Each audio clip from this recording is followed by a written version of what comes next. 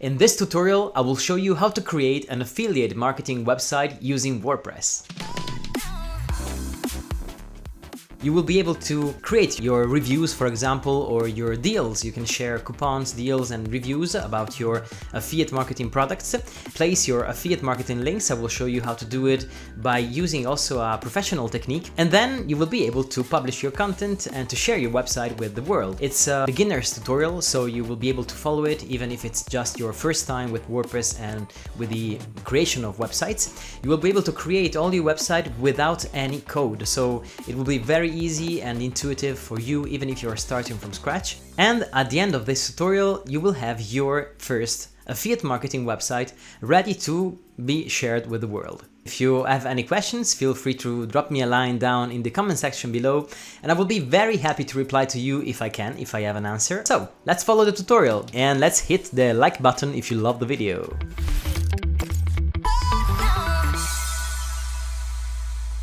Now, if you want to go online in a matter of minutes with your affiliate marketing website, you just need a very good and solid hosting provider. I suggest you to use Hostinger, and we will see together how to set up your WordPress website by using this amazing hosting provider, which has great performance and a very affordable pricing.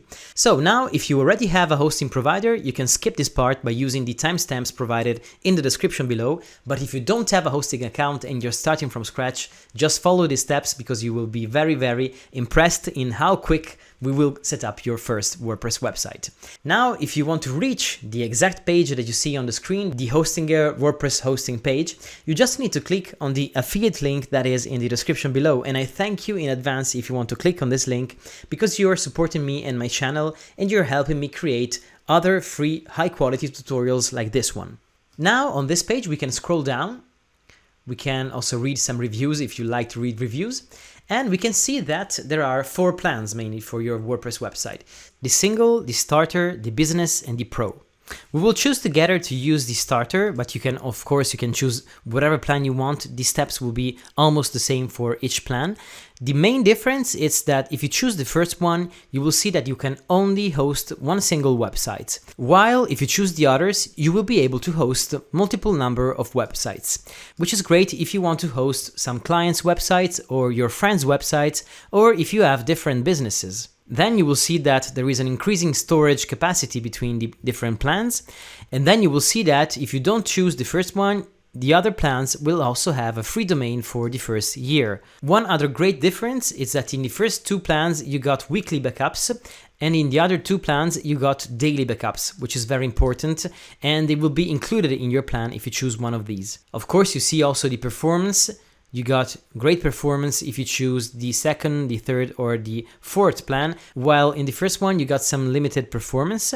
And then here in free bonuses, you see that you can create free email accounts if you choose the second, the third, or the fourth plan, while in the first plan you can only create one single email account. In the other plans you can create multiple custom email accounts. You also got one free migration. And basically, these are all the main features. If you scroll down here, you see that you also have a 30 days money back guarantee, so you can just test this hosting for about a month, and if you're not happy, you can ask for a refund. You're not risking anything. Now we can scroll up, and we are ready to buy.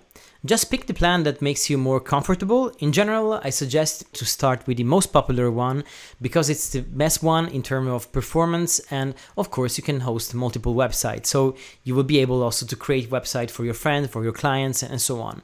Let's click on add to cart and you will see that pricing is very low and very interesting. And also your renewals are a little bit higher, but always discounted, so it's very interesting. Let's scroll down here. You see a summary of all the different features that you get when you buy, and then when you scroll down you see that you can choose a period, a billing period. So the first one, it's for a single month. I don't suggest you to use this one. And the second one, it's 12 months. You can choose this one if you want to pay in advance only for the first year. And by choosing this one, you pay in advance 2 years, but you get more discount, of course. And if you choose the last one, you get a huge discount and you have your hosting for 4 years, which is great. And let's see now the difference.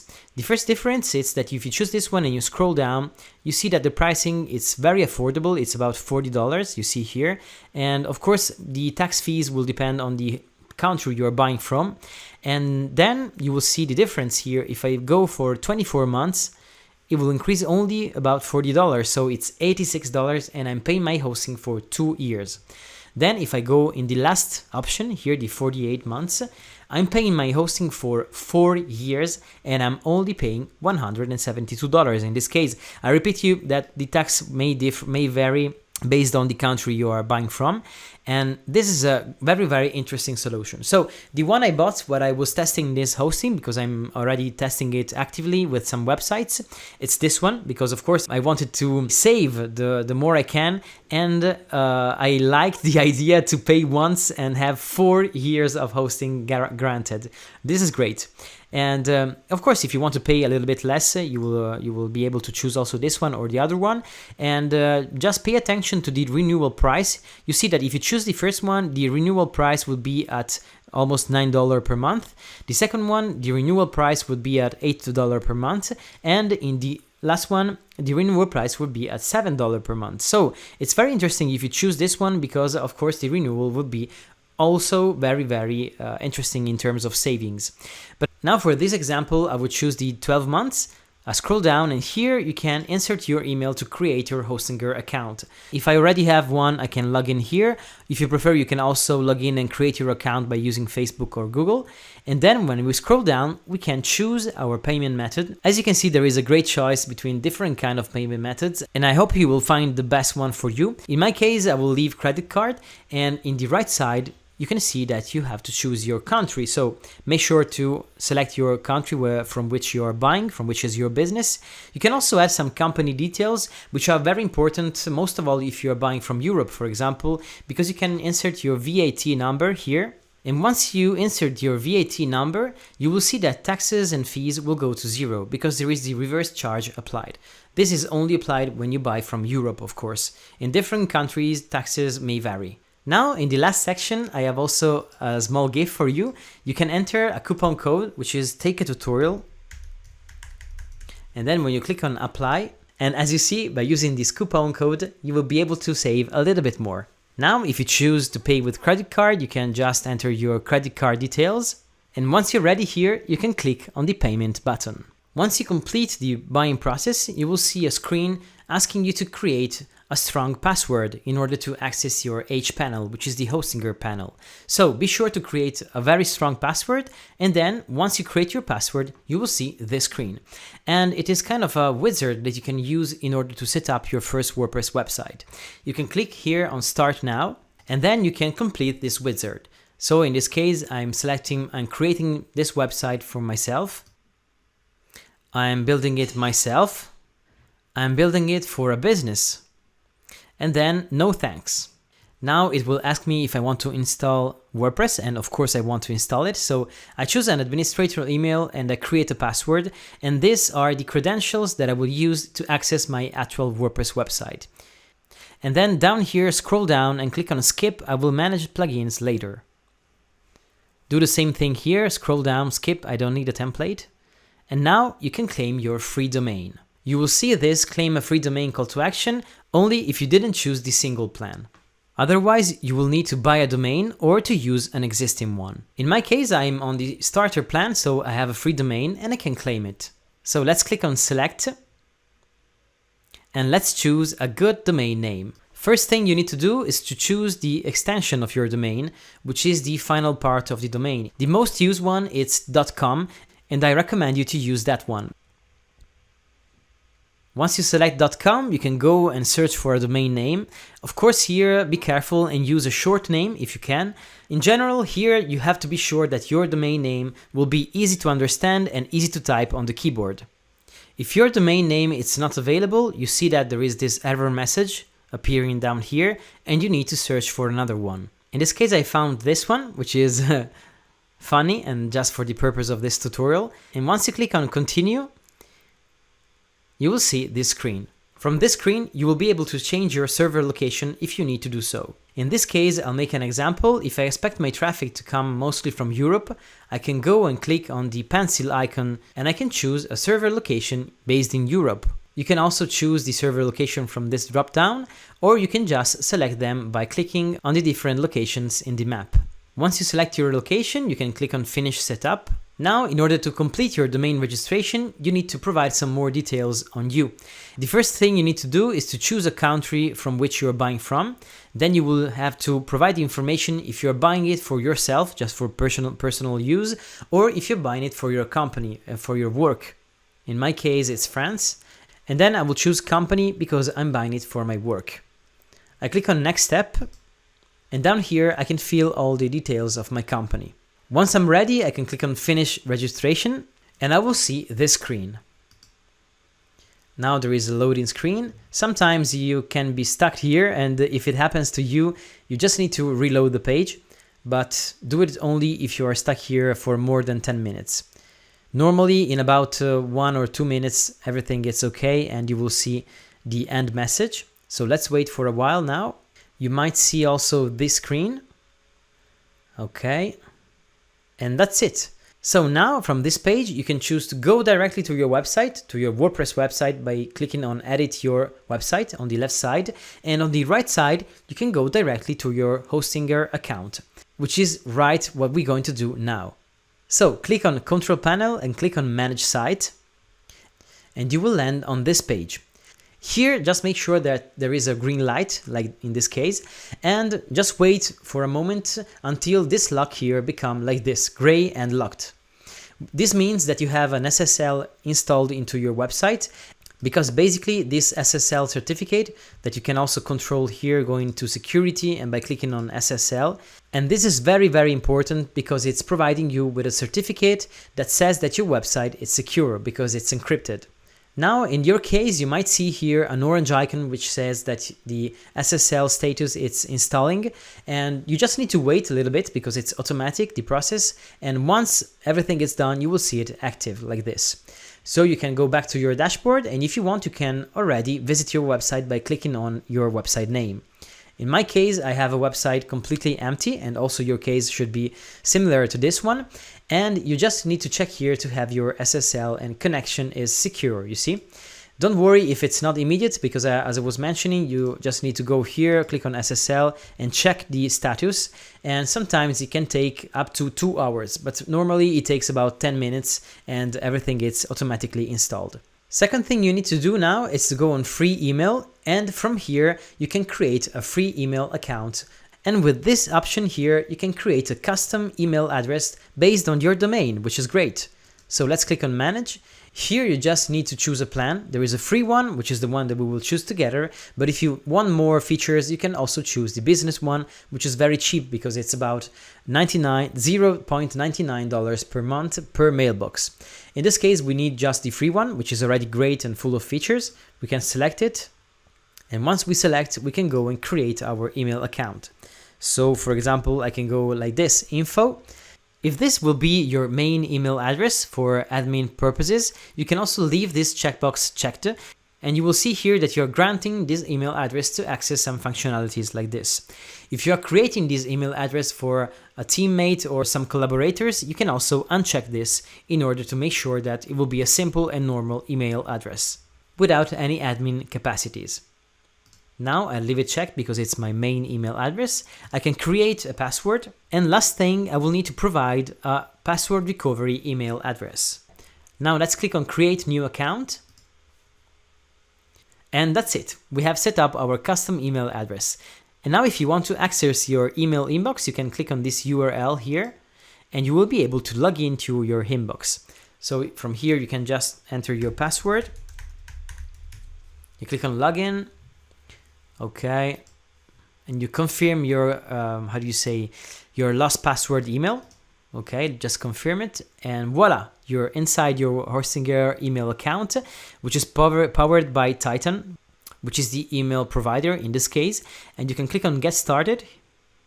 You will see that from here you can also add a custom picture to your email address, and you can also enter a custom name that will be the name that the user will see when they will receive emails from you. For example, here I can say Pascal@youlearn. This is one of my other domains. And you can click on Next here. You can also link your Gmail account if you want to transfer your contacts and so on, but in this case I'll do this later. okay, or I just can skip this passage. I can also create a signature if I want. If I click here, I can create a custom signature. For example, best regards or kind regards. And then I can write down my name. I can also add here some links. So for example, my website. And if I want to link it, I can go insert link and place my link inside here. This is a great place if you want to link for a page where you have some affiliate recommendation, for example. takeatutorial.com. That's it. So this is my custom signature. I can also change it. I can go for Pascal, for example. And then I can save my signature. Voila, I can also add more than one signature if I want, and then I can go back to my email account. If I want, I can also download an app. This is the app that will grant you the access to your email inbox directly from your phone if you want. And of course, there is also a solution that allows you to configure this email address also into your email reader. You just need to go on settings. You can go on configure third-party apps, and you can set up your email account to be read by Outlook, Gmail, Thunderbird, iPhone or iPad, Apple email or Android. You just need to select the one that is yours, the one that fits you, and for example go here on Apple Main in this case, and when you scroll down you will see all the instructions that you need to insert when you are setting up your account. So this is your new email account. You can use it immediately. You can start sending emails from here, or so this is your new email account. You can start directly sending emails from here and receiving them, of course. And of course, as I mentioned, if you go here, you can also configure third-party apps. When we go back to our Hostinger account, we can go and click on emails. And once our email is set up, you will see that the status is active. And then you can click on manage, for example, here. And you will be able to access your email, to read it, and to create more accounts, and so on. For example, by going on email accounts, I will be able to create new accounts, or simply to access my accounts by clicking here, access webmail. One last very important thing, you need to go to daily backups, click on manage, and from here, if you have the first or the second plan, you will see that you will need to pay a little bit more if you want to add daily backups. This is very important because it grants you an extra layer of security. You will always have a copy of your website each and every day. So if something goes wrong, you can always restore your website every day. And it's very important, so click on Add Daily Backups. You can choose if you want to pay 4 years in advance and it's just $100, or if you want to pay only for 1 year and it's about $25. So that's it. I suggest you to do so because it's very important. And once you complete your payment, you will be able to have your daily backups set up on your website.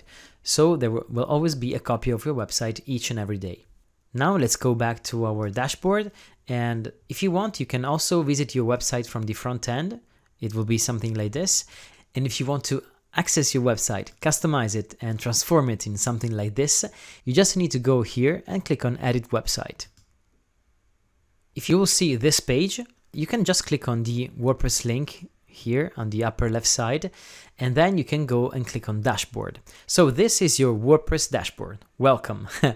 Now let's go back to websites. Once you go on your website, in this case it's awesomeblog.com, we can click on Manage, and from this screen we will be able to go on WordPress, Overview, and I suggest you to enable some of these features. Just wait a little bit here for the core features to load. Go here on the object cache and enable this feature. This feature will make sure that your website will load very fast.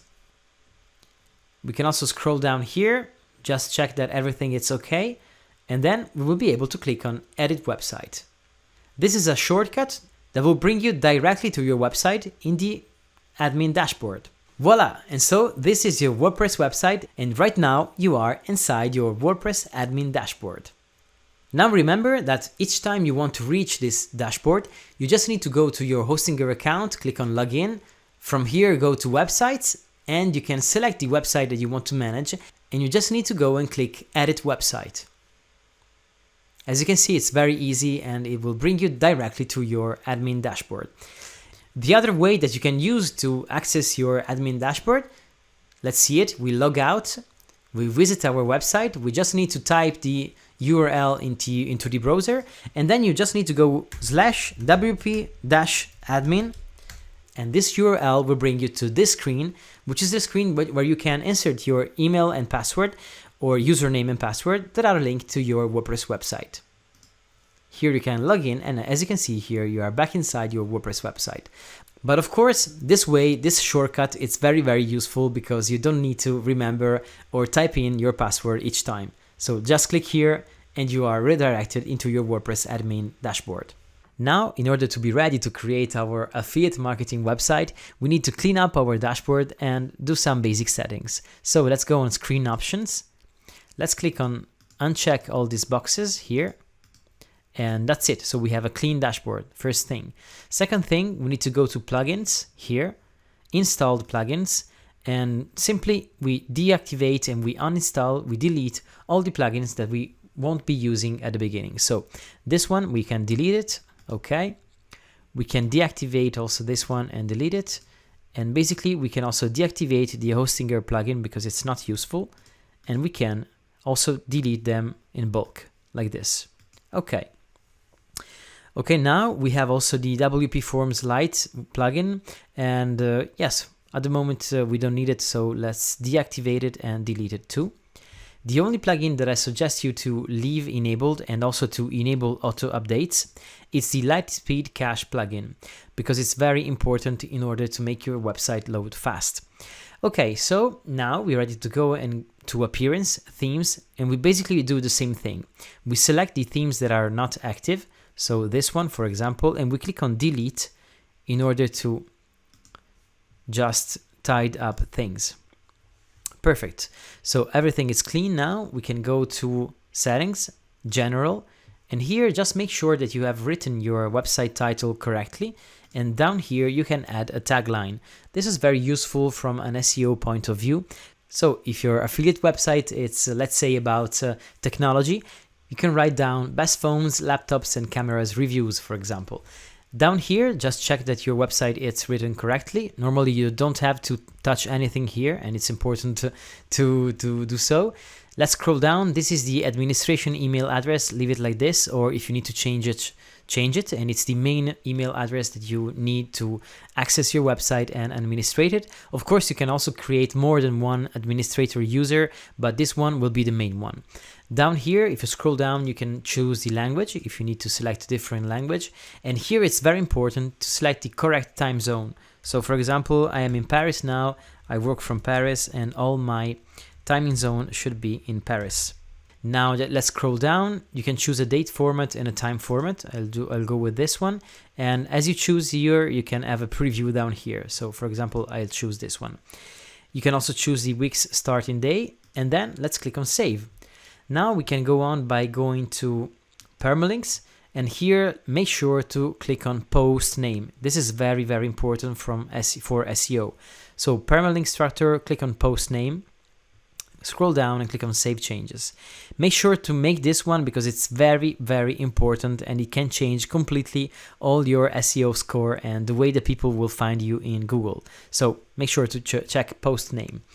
Down here, we can go now on the reading part. And if you want, if you know what you're doing, you can also decide to hide from Google while you're creating your website. So if you check this checkbox, you won't be indexed by Google while you're creating your website. The important thing is to come back here and uncheck this checkbox once you're ready to publish your website.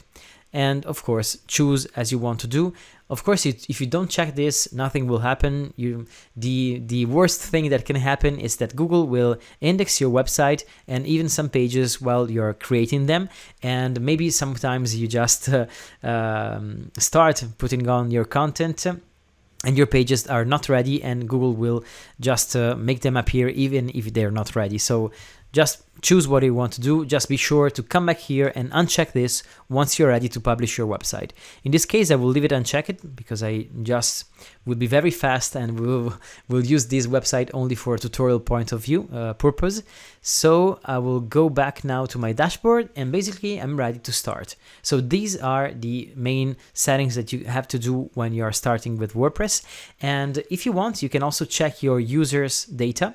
You can go on users, all users, and I suggest you to check your user data here. In this case, I will go inside, I will scroll down. Be sure to add your first and last name. This is very important if you want to have a blog where you want to show your author as an author of your blog posts. Of course, you can also have an anonymous affiliate marketing website, but here it's always good to insert your first and last name. You can scroll down. You can also choose a display name. I will go with first and last name. You can also change your email if you want.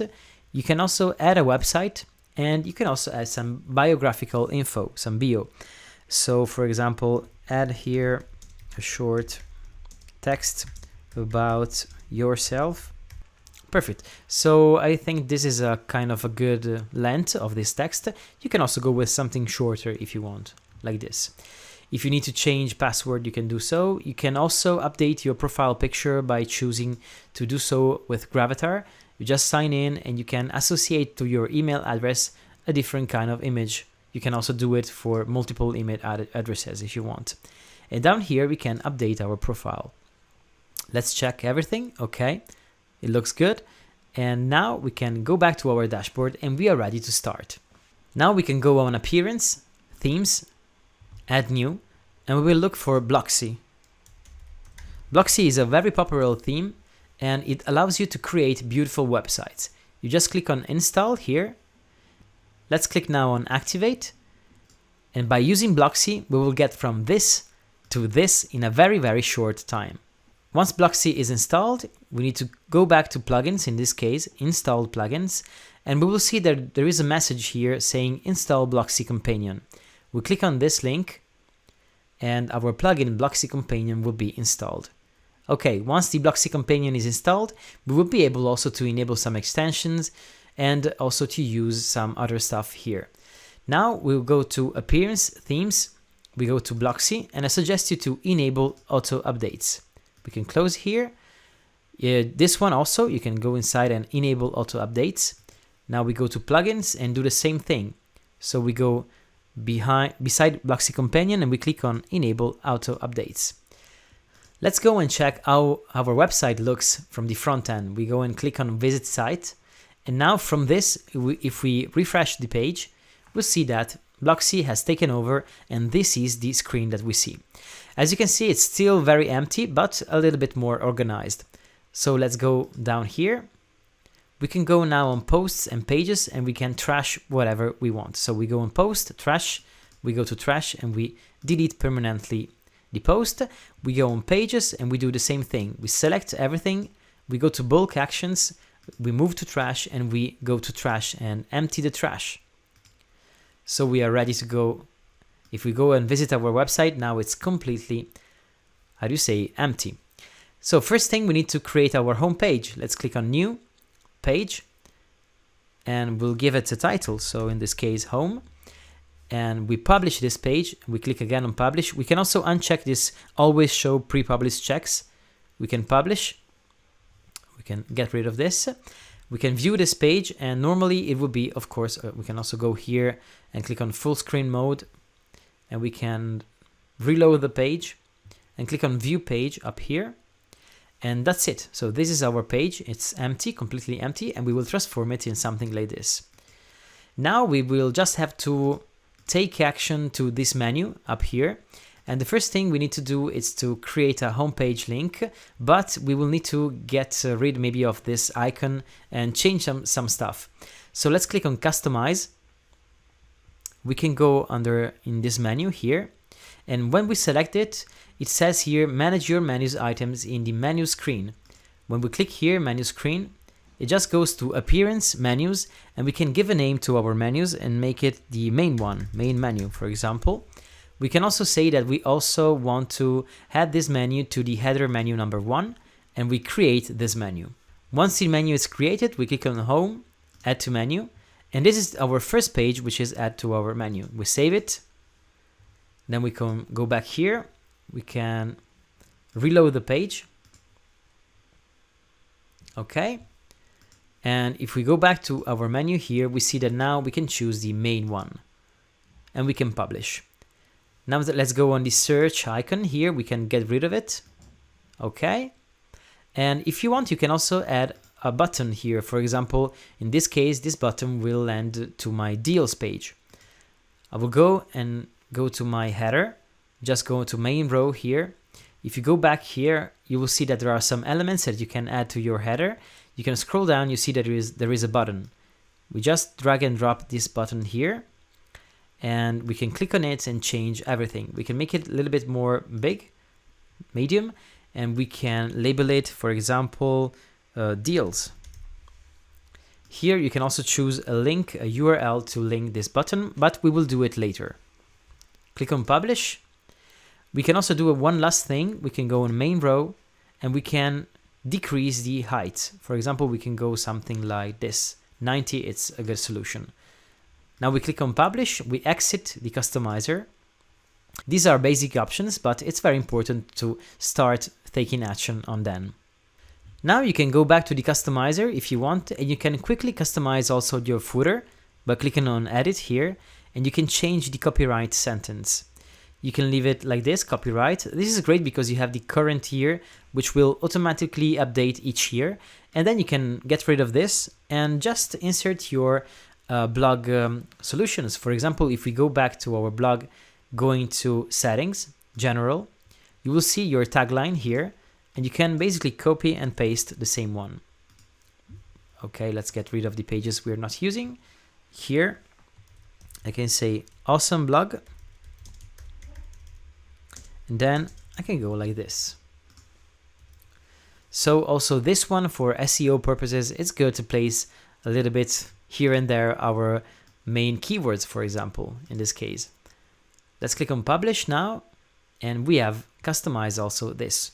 We can also make it like this, for example, and place it to the center. Let's go and publish. And basically that's it. You will see that also in the design settings, there are some things that you can change. You can go and click on the bottom row if you want to change the number of columns. You can also change the widget spacing, the row vertical spacing, as you can see here. Maybe let's go something like 20, like this. And you can also change the vertical alignment, and basically you can do whatever you want here. And we can also change our background. If you want, you can also go with a white background, or on the contrary, you can choose this background, and you can also choose to change the font color. So you can go back to the copyright section, design, font color, and we can go to a white color. Now we can publish, we can click on the X, and we have just customized the navigation and the footer. Now let's begin to customize our homepage. We will create a custom section like this one with some animations like this, all for free with a free version of a beautiful plugin. And then we can scroll down and we will be able to insert some reviews. For example, I'll show you how to create this kind of reviews, and some deals. These are two kinds of content that you will most probably create if you're creating an affiliate marketing website. So let's see here an example. This is the kind of content that we will be able to create. For example, this is a review, and inside this review we will be able to create some pros and cons, some main feature, overall score, some boxes like this ones, and these are all for free. So you will be able to create all this content for free, even this cool call to action here. So now let's start by creating this first part, which is very important because it's the welcoming part of your website, and it's the main hero section that will tell people that land to your website what you are providing them and what are the things that people can take from your website. In this case, reviews, tutorials, and deals, which are some of the most important kind of content that you can create when you have an affiliate marketing website. So let's go back to our homepage. Let's click on Edit Page. Now let's have a look at this editor. This is called Gutenberg or Block Editor, and it is the main editor that is powering WordPress in order to let you create awesome content all by yourself without having to code. In this case, if we click on the plus icon, we see that there are some elements here called blocks, and you can use them to create custom content on your website. And if you scroll down, you see that there are a lot of different kind of elements. The most important ones are columns and groups, because they allow you to create different kind of content and different kind of design structures. In this case, we can also choose the cover block, which is perfect to create a design like this one. But if you want also to add some animations, and most of all, if you go on the tablet mode and also on the mobile mode, if you want to have all the options to change images like this, as you can see, to work on responsive mode and so on, you just need to add some more plugins, because out of the box you can't do that using Gutenberg or the block editor. So let's go on plugins, add new, and from here we just search for GreenShift. GreenShift, it's a great plugin, and it has more than 10,000 active installations, all 5 stars reviews. It's updated frequently, and it's always compatible with our latest version of WordPress. So we can click on install now. This plugin is very interesting because it's very, very smart. And when you create pages with it, you will see that the page speed is incredible. So you will see that your website will load very fast, and you will get awesome scores to Google PageSpeed Insights. And we will also be able to create awesome content like the one that you see here. So animations, blocks like this ones. And of course, if you also purchase the Pro version that I will show you in the second part of the tutorial, you will also be able to have some listing options like this one, like this, a scrolling container like this one, some listing options like this, and there are some great options. But even in the free version, as you will see, there are great and beautiful options. So basically we have installed our GreenShift plugin. If you go to plugins, you will see it installed here, GreenShift Animation Page Builder Blocks. We can click on Enable Auto Updates. I always encourage you to do so, because you will be sure to run always the latest version of the plugin, and of course to have the latest also security updates. Now we can go on the pages. We go back to our home page, and now when we click on the plus icon, we will see that there will be some great GreenShift blocks, which are all in blue like this, and you can use them to create more advanced designs exactly like this one. Okay, now from our home page, let's just see some quick settings. If you click on the options in the upper left side on the 3 dots here, you see that you can also enter the full screen mode, which enable you to have more space while you are creating your page. And when you want to switch back to this mode, you can do like this. So it's very easy, and I suggest you to use this full screen mode just to create your page. It will be more pleasant to use and to work with. Then we can also go and click on the plus icon. And the first thing that we need to add, it's a row in this case, and let's add this row here, and let's choose 2 columns. Okay, so this one, and we can also go in the gear icon in the settings here, and we can scroll down here, and we can maybe choose this one if you want. Or maybe let's just start with this one. Let's stay with this one. But as you can see here, you can choose different kind of, of shapes for your columns and spaces. Okay, now we can add a text to our left one, and it will be this text, so the main title of our website. So let's go and search for heading. And I recommend you to use this heading, the advanced heading, which is part of the GreenShift block plugin. And we can go and delete this text and add our home text. In my case, it will be affiliate marketing website. Okay, and now to the right side of the page, we should go to block, and we have to select H1. It's very important for each of your pages to have H1 title, and it's the main title that will be written for the SEO purposes. In fact, when Google reads your website's pages, the first thing that he sees is the H1 title. So the H1 title contains normally the main keywords of your page. And in this case, you can play around with your keywords and find out a title that works best for you. And then on the right side here, you can also increase the size of this title. For example, we can go about 70 pixels. And then we can also change the values for different devices. So you can just go here, you see tablet mode. Okay, and I think we can decrease a little bit, maybe 60 in tablet mode. And when we go in horizontal phone, we can go in 50. And when we go on the vertical normal phone, we can go about 45 maybe. Okay. Okay, we can go back to the desktop view now, and we can also change the line height. And we can go, for example, about 1, 3, 1, 4, 1 point. Oh, why it's not working? That's weird. Let's make like this. Okay, let's see if I increase this value. Okay, it's not working because it's in pixels, while normally it's in EM, I believe so. Yes. Okay, so let's choose EM here, and let's make it 1, 3 or 1, 1. 1, 1, it's okay, it's great. Then we can update our page, and if you want to have a preview, we can click on preview new tab, and as you can see, the page is starting to shape, but it's still kind of far from this. To achieve this design, we just need to go back to our page here, and the first thing is we need to hide this title.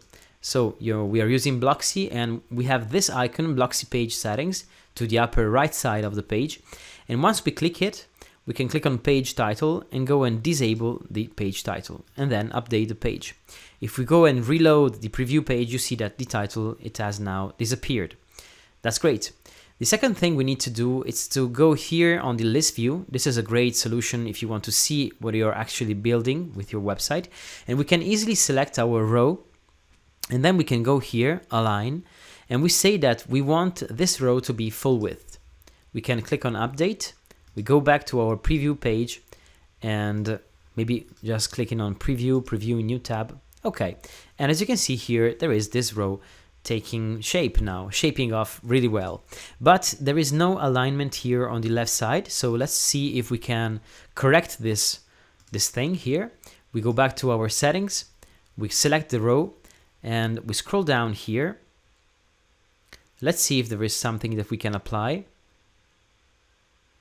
Okay, got or no, content. Let's see if we select full. We can update, make a test here. And it's not correct because it goes beyond the, how do you say, the distance, the normal width of the website. In this case, we just need to go back to variable. We can update, and we can simply go inside the row here, the column, the first column, and we can go scroll down and see under spacing, we can remove the padding. So let's click this link to link all the values. We go to 0, we can update, and when we go back here, you see that all is correctly aligned, exactly as we see here. Let's make a quick test, and let's go on the inspector. When we click on inspect, where we are in Google Chrome, we can preview our website in different mobile and different states. So we can go in iPad, for example. As you can see, it's behaving very well. We can go also in preview on iPhone, and I think it's perfect.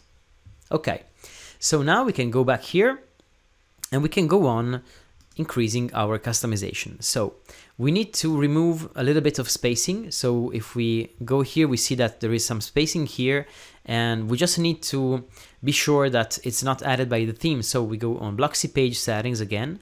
We can scroll down. We select the content area vertical spacing. We click on custom, and we can disable it. We click then on update. We reload the page, and as you can see now, we are creating it from scratch perfectly. Okay, what we need to do now is to go back to our row and to add some vertical and some up and top and bottom spacing. So we go to the settings, we scroll down here, spacing, and we add some padding, some top padding. In this case, we don't enable this because we need to add only some top and bottom. So we go about 100 and 100 bottom. Let's see if it works well. We can update the page, reload it, and I think it's quite good, as you see here. Perfect. Now we need to go and work with the background. So select the row, the main row. Let's search for the background option. As you can see, it's here under General. You scroll down and you see that there is an option, background and opacity. You can scroll down here. You can choose a background color. And let's see if we can choose. I suggest you to use the theme palette, as you can see here, and we will see afterwards how you can change these colors, but let's start with using them. So maybe we choose this one, the third one, and we can also change the color of the title to make it more like this. So we can go here, scrolling down, and let's see if there is a color option. Okay, it's here under typography, color, and we can choose the white color, the last one of the color palette of the theme palette. Be careful, use the theme palette because it's very, very useful in order to have a global design settings. And I will show you after how easy it is to change all your colors and all you want only in one click. Okay, that's it. You see that the title is now white, and we can now add a subtitle like this one, for example. To do so, we can go back here and we can add a new type of content. So we can click here on the three dots on our heading and we can insert after. Insert after, okay. Here it is. We can go and add a new kind of content and we can search for, I think it's the best thing to do here is search for a paragraph or text. Okay, we can also search it from here, plus icon, text. Let's scroll down, advanced text. Okay, this is great. And now we can go and color and go to the white color. So voila, you see, it's easier to see it. And then we can write down our sentence. In this case, it's create an awesome affiliate marketing website with WordPress. Okay. We can also change here, as we did before, the size, and we can increase it a little bit, maybe something like 20 pixels. We can also check from the tablet view. And also scrolling down, we can also check from the horizontal phone view. Okay, maybe here we can go and decrease a little bit, 18.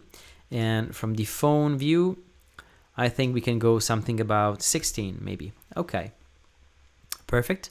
Let's go back to our desktop view, the main one. And the line height, I can go in EM1 and maybe increase it a little bit. Maybe go something like 1.3. And that's it. So let's click on update. Then we can add a button. As we see here, there are two buttons, one by one, and one beside the other. And then let's click here and add a button. So we go on the plus icon here, we type in button, and we choose the blue buttons. Okay, by this now, and we change the sentence here. We can say just, let's check here, what's the sentence? It's latest reviews and tutorials. Okay. We can change this sentence and say latest tutorials and reviews. And of course, you can also link this button later on. If you want to link it immediately, you can also go in this icon here and type in the link of your page that you want to link to this button. Or if you want to link a custom URL, you can paste it inside here. And you can also choose to make people open this link in a new tab automatically. In this case, we just leave it empty for at the moment. And I will show you also how you can link. Oh, I've lost my website. Let me check if I can. No, it's not this one. It's this one. It's this one. Okay. And I'll show you how to link this button you see and to make it scroll down to the section that you want. In this case, latest reviews, and the other section, it's great deals. And I'll show you how to do so in the next part of this first part of the tutorial in a few minutes in any way. So let's leave it like this at the moment, and let's add a second button. So I'll show you how to put them side by side. So let's go here on the plus icon. Let's type in button again. We choose the blue one, which is the GreenShift one, and you will have a lot of option when you choose the GreenShift models, as you see here. And they are really different from the normal Gutenberg buttons. So let's say here that we want to link this to new hot deals, for example, hot deals. Okay, and Now we can go and what we need to do in order to make them look like this, it's very easy. We just need to add them to a container, because as you can see here, there's no way to put them side by side. And what we need to do is click on plus and find out the container wrapper module. This is a good solution if you want to achieve complex designs. Anyway, you have a complex design in your mind, you just need to use this container or the CSS grid or the row and section modules, as you saw before. Now in this case, I will just go to the list view and place my buttons inside the container wrapper. So let's go in button, let's place it inside the container. If it's not possible from there, we just need to do it from here. And as you can see here, I've selected this button here and I drag it inside the container, you see here. And now my container has the two buttons inside. Now I just need to switch them because this one needs to be the second one, perfect. And what we need to do is to go on the container wrapper. So as you saw, I just drag and drop the buttons inside the container. And now we can go to the right side of the screen in the general settings of my container, and we can play around with all these solutions. For example, here we can scroll, and in the options you see flexible content options, and you need to select Flexbox, and then you go and click on row, and as you can see here, the two buttons are now placed one beside the other. Now we need to go and play around with the gap. So you see side gap, you can increase it a little bit just to achieve the design you're searching. Maybe we can go something like 25 pixel, it works good, okay. And we can also, if we need it, we can also increase the row gap. I suggest you to do so. So we can go about 25 pixel here too. And this row gap will work well in mobile. For example, if we go to phone view, okay. Let's see if maybe in phone view we can also change the direction and we can stack the two buttons, you see.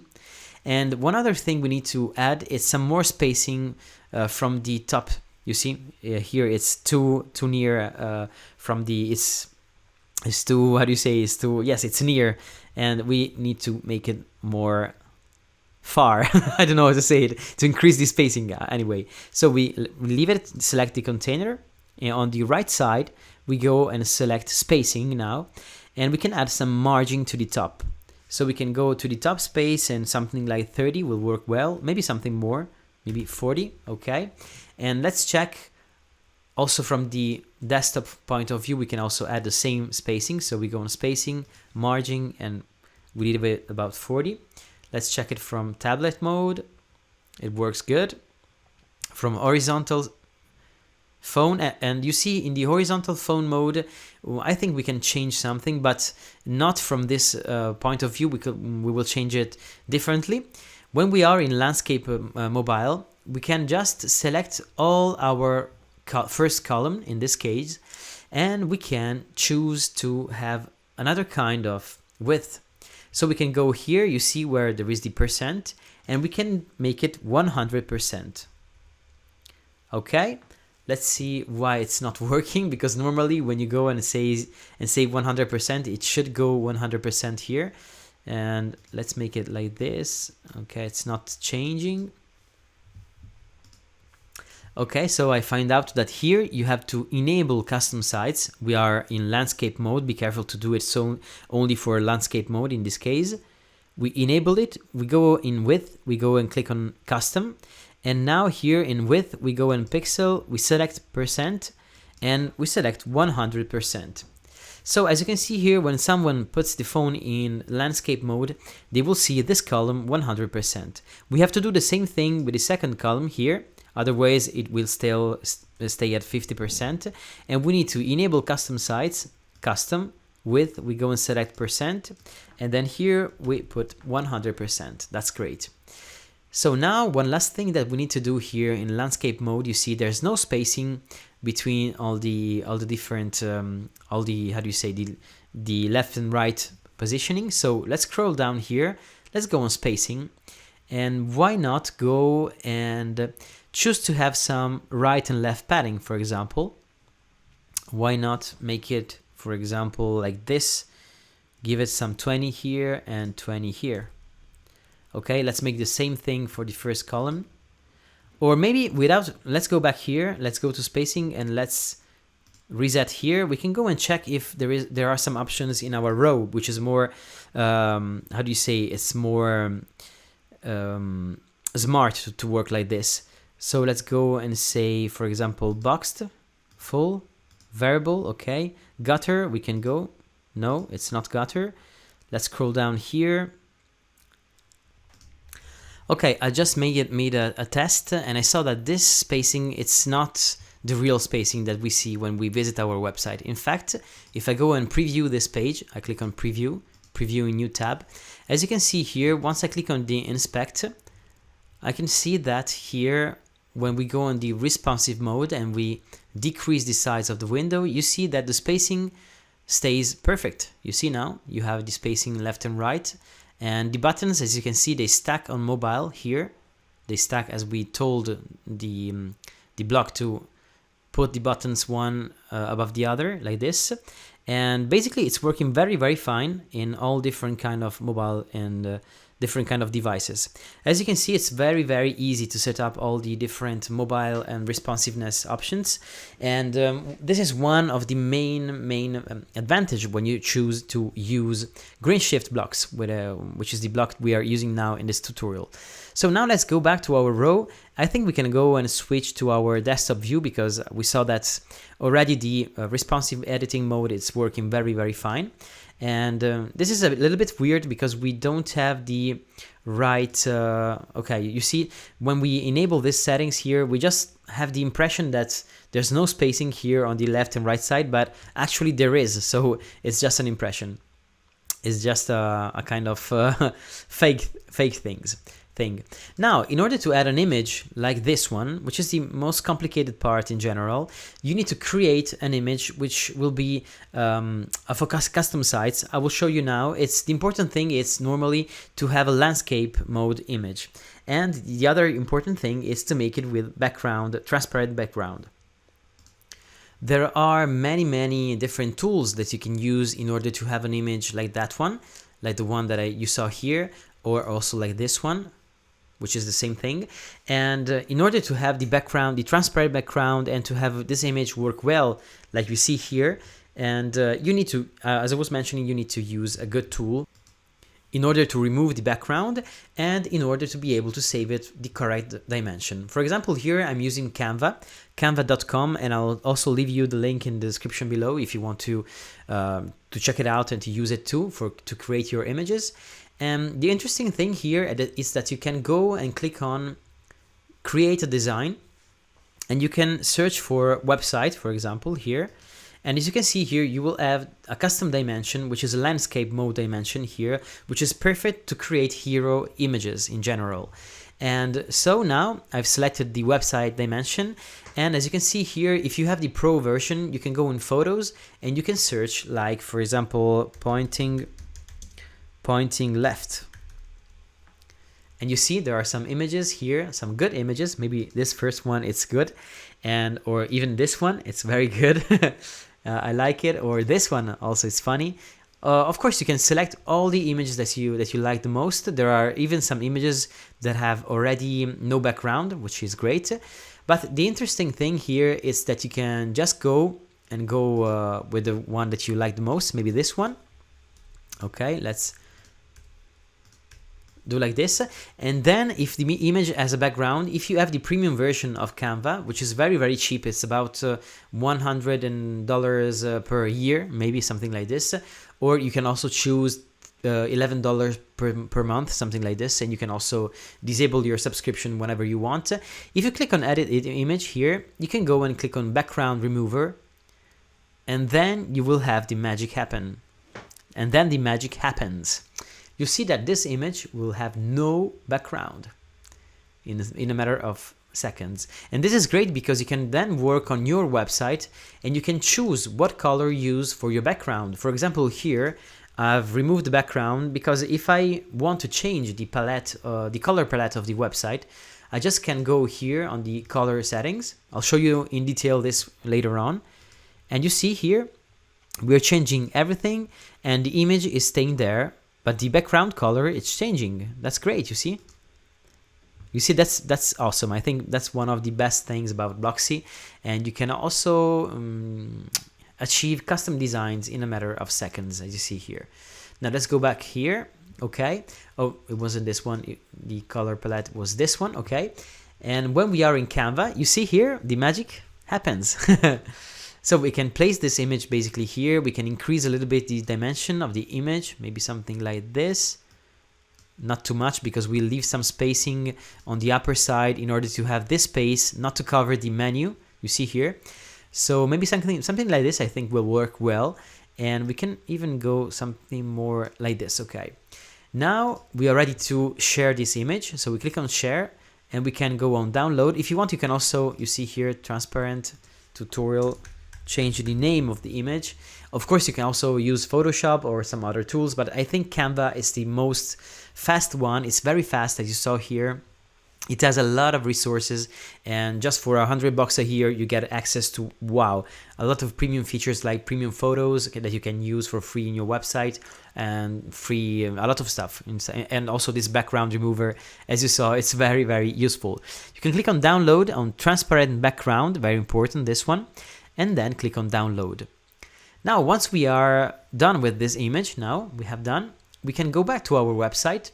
We now just need to select the row and we scroll until we see the background options, background and opacity. We click on them, we scroll down, we can click on upload an image, and we see that here, if we go on the select files, we can also drag and drop our file, and we can just upload our image. There it is. We click on select now.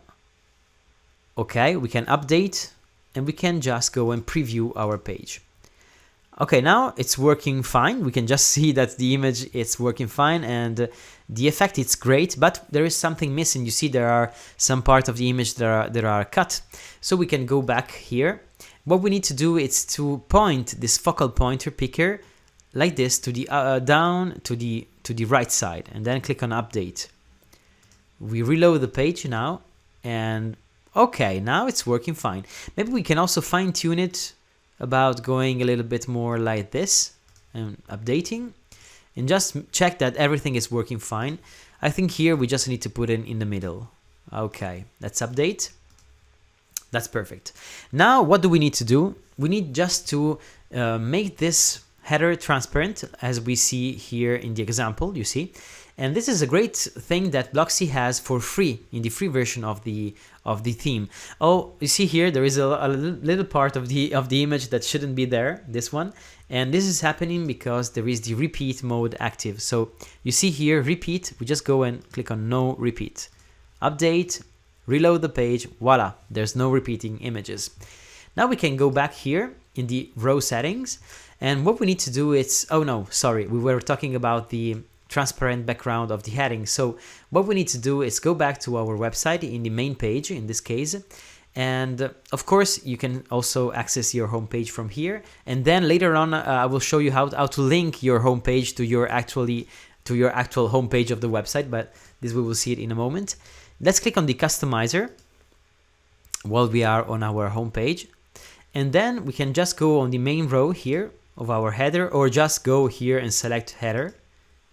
Let's click on header, global header, and we can enable the transparent functionality. Wow, that's great, you see? You see immediately the image stands out like this, and what you can do here now is display conditions, add a condition here, and we just need to show this transparent functionality, in this case only in the home page, so that the other pages of the website won't be affected by this option, and we will be able to have different designs on the other pages. So now let's include only the home page. We scroll down until we find the front page option. Voila, that's it, front page. Save conditions, publish. Okay, let's click on the X. And as you can see now, it's not applied, the option it's not applied, because it's only applied when we go to the home page. So when we go to the main page of our URL, you see here, how can I make this page be the home page, actual home page? It's very easy. You just can go back to your customizer. Be sure to have published your page here in the backend. So when you are here in all pages, make sure that this page, it's not in draft mode, but it's already published, like in this case. Then when you go to the customizer, you can scroll down here. You can go on home page settings, and you just need to go on static page and select your home page. In this case, it's the home. We click on publish, we click on the X, and as you can see here, the transparent background functionality is correctly applied. Now we have to fine tune it because it's a little bit weird. You see there are the spacing, we have to work on the spacing, the colors. So let's go back to our customizer. Let's close all the other tabs that we don't need at the moment. Let's close this one too. So now here what we need to do is to go on the main row, to go here. In this case I have choose. Sometimes I need to be sure to say things correctly, okay? This time I choose, okay, here I choose. I choose here to have not a logo, but the title of my website. But if you want, you can also upload your logo here by clicking on select logo. And you can also use different logos for the normal state and the transparent state. But now let's leave the title of your website just to have some quick options here. As you can see, you can also change it from here. You can also disable it. You can also enable the tagline, which is great. And in this case, I will enable it. And we can go and work with the design settings. So we can choose, for example, in the transparent state, the initial color should be white. And also the hover color, I should say this one. Okay. Or maybe I can change it to this one if I want. Okay. That's working fine for me. And I can also go to the site tagline color and I can change it to initial to the white one. Great. That's awesome. I can also change the line height. So I can go here and I can make it something more. You see that the sentence is more, okay, like this, 1.3, it's perfect. I can go maybe something like this if I want, or I can go the same thing. I can make it for the tagline. I can change the options here and make it like this, and maybe a little bit smaller. Okay. And then I can publish. Voila, it's very easy as you see.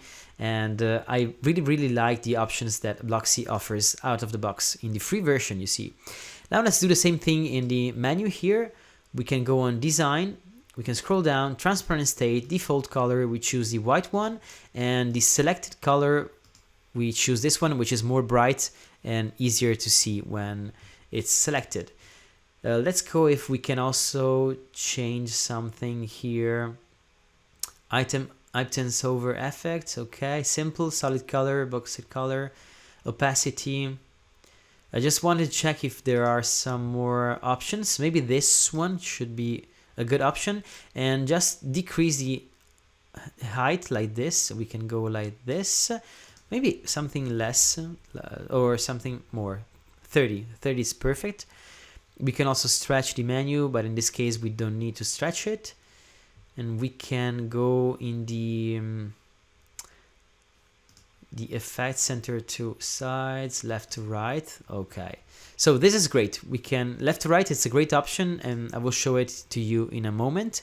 We can publish, go to design, and the active indicator color, we can change it. We can also change it to white. You see here, it's working fine like this, but we can also change it to blue if we want.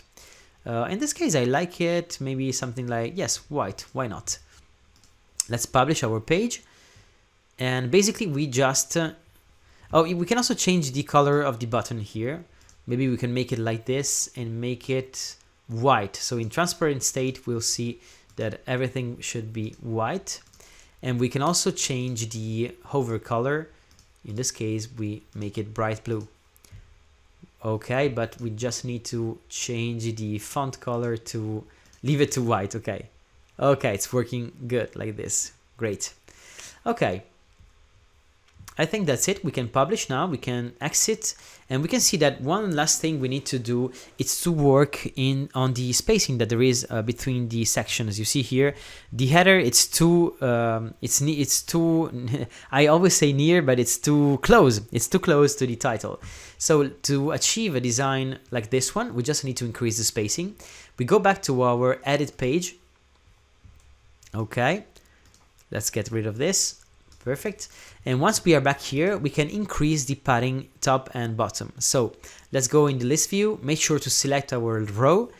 Let's go here on the right side, scroll down, spacing, and we go and add some more space to the top and also to the bottom of the page. Let's see if it works well. 150 should work correctly. Let's go and preview our page.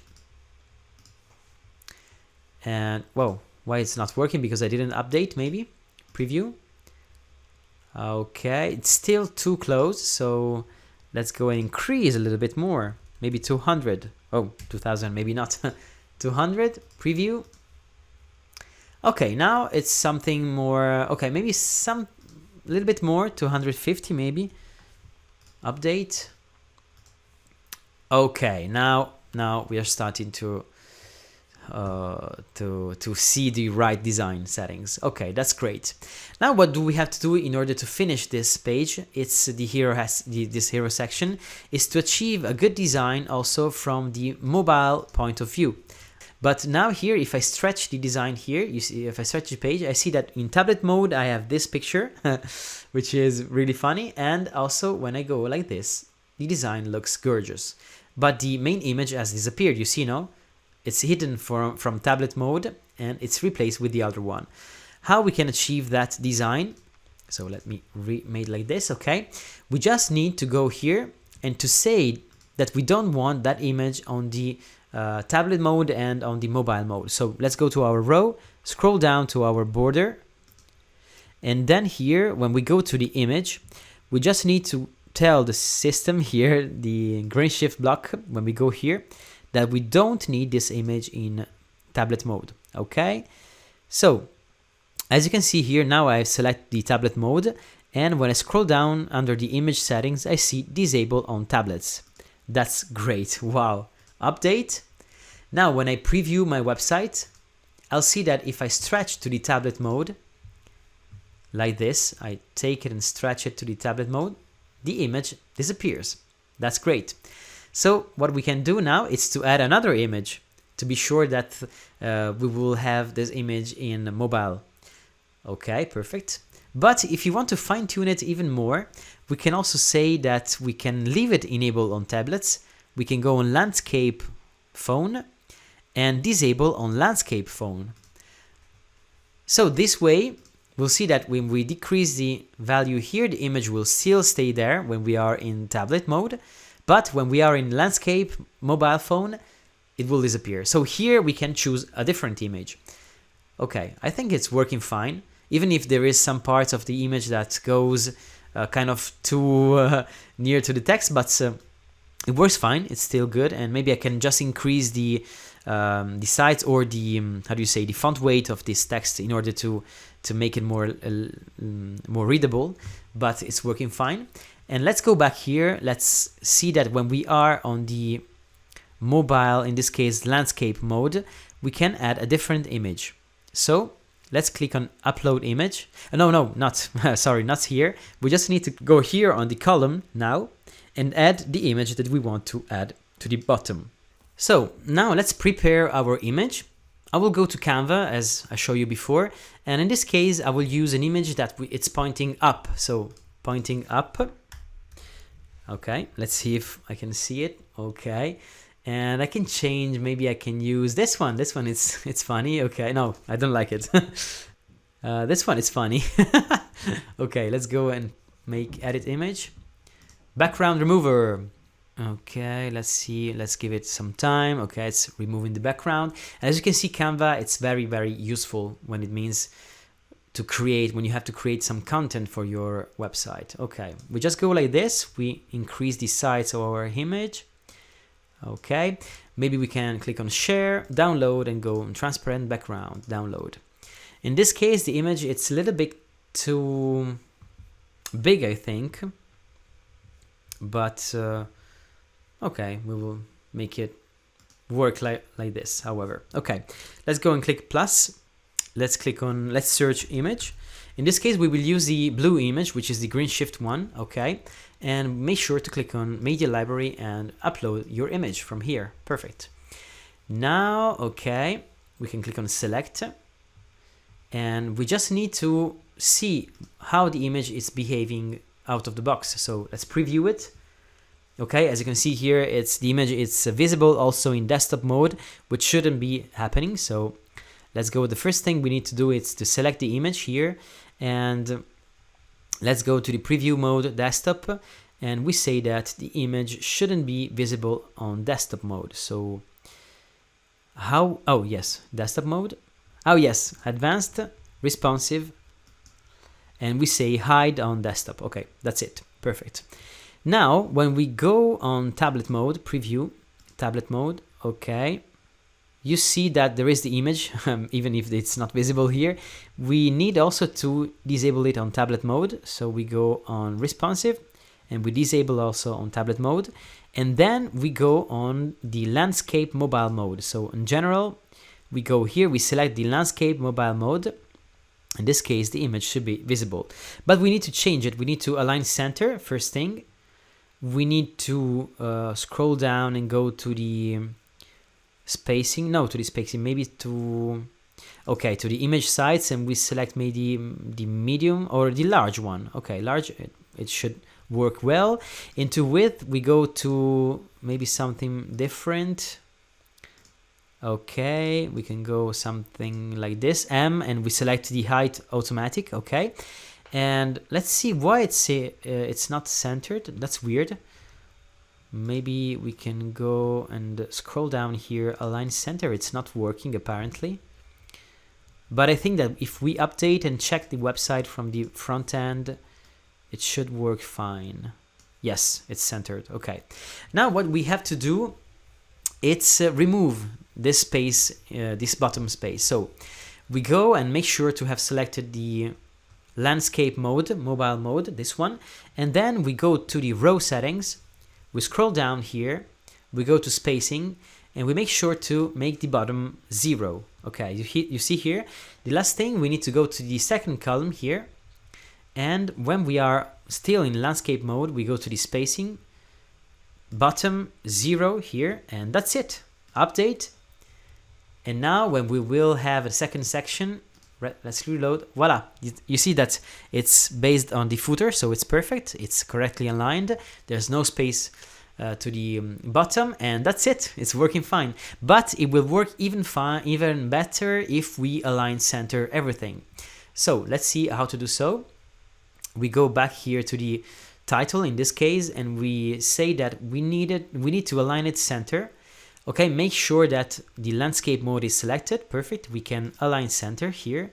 Let's click here, scroll down. We can align center also this text and also the buttons here. We can scroll down here and say that we want them to be aligned center. Maybe we can just go to the container. Let's see if we change this center. It's not working. Okay. Maybe if we go something like, it's weird, why is it not working? Center and align center like this. Wrap, no, okay, no wrap, it's working. But it's not working, yes, like this, center, okay, perfect. So as you can see, I made row, I made center. Oh, this is not too necessary. I found out that actually justify content needed to be to the center. Now let's update. Reload the page, and that's it, it's working fine, perfect.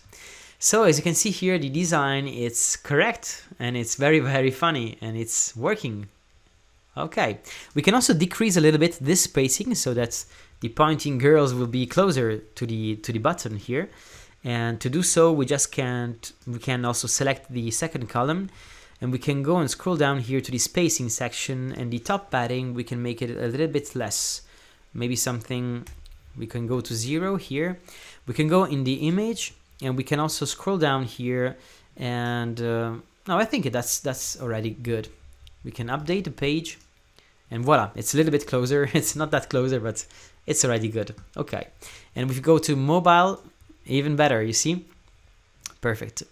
Of course, in the mobile view, you see you need to decrease the spacing, this upper, and also in the, maybe also in this section here, we can decrease a little bit the top spacing, so we can go to the row spacing, top padding and we go to the tablet mode, we decrease it to 150, we update and just test it out here. It's working fine. Yeah, you see it's working fine. Perfect. And it's even better, I think, because you see now the hand, it's not going under the text. In the text it's more readable. And what we can do also is check in the mobile view, landscape of course. Landscape, I think we can just decrease it to 100 and it will work good also in mobile view, I think. Let's see. This is landscape. Okay, it's a little bit to 100, it's not enough, so let's go back to 150 and I think it will work well. Perfect. You see? Great. It's looking great. Voila, that's it. So we basically created our hero section. The last thing that we need to do is to add some animation if you want to. And you can start from the row, so you can preview and go, okay, don't use this preview desktop mode, tablet, mobile, because you need to use always this one, otherwise you will mess up things. So let's click on desktop view now, and we can just get rid of this, okay? Make sure just to select your row. So once you select your row, you can disable the list view, and we can go on advanced, and we can see that the first option is animation. And this is great because even in the free version of GreenShift, you get this free animation section, which is great and very generous. So we can select different kind of animations. For example, we can make this one flip up. Let's see. Okay, no, I don't like it. Maybe fade up. This one is great. Okay. And then we can also choose the duration of the animation, the delay if you want. We can also choose if you want this animation only to appear one time, which is great, I think. And we can update. When we go and preview our website, we see that there is this cool animation like this, you see? Okay.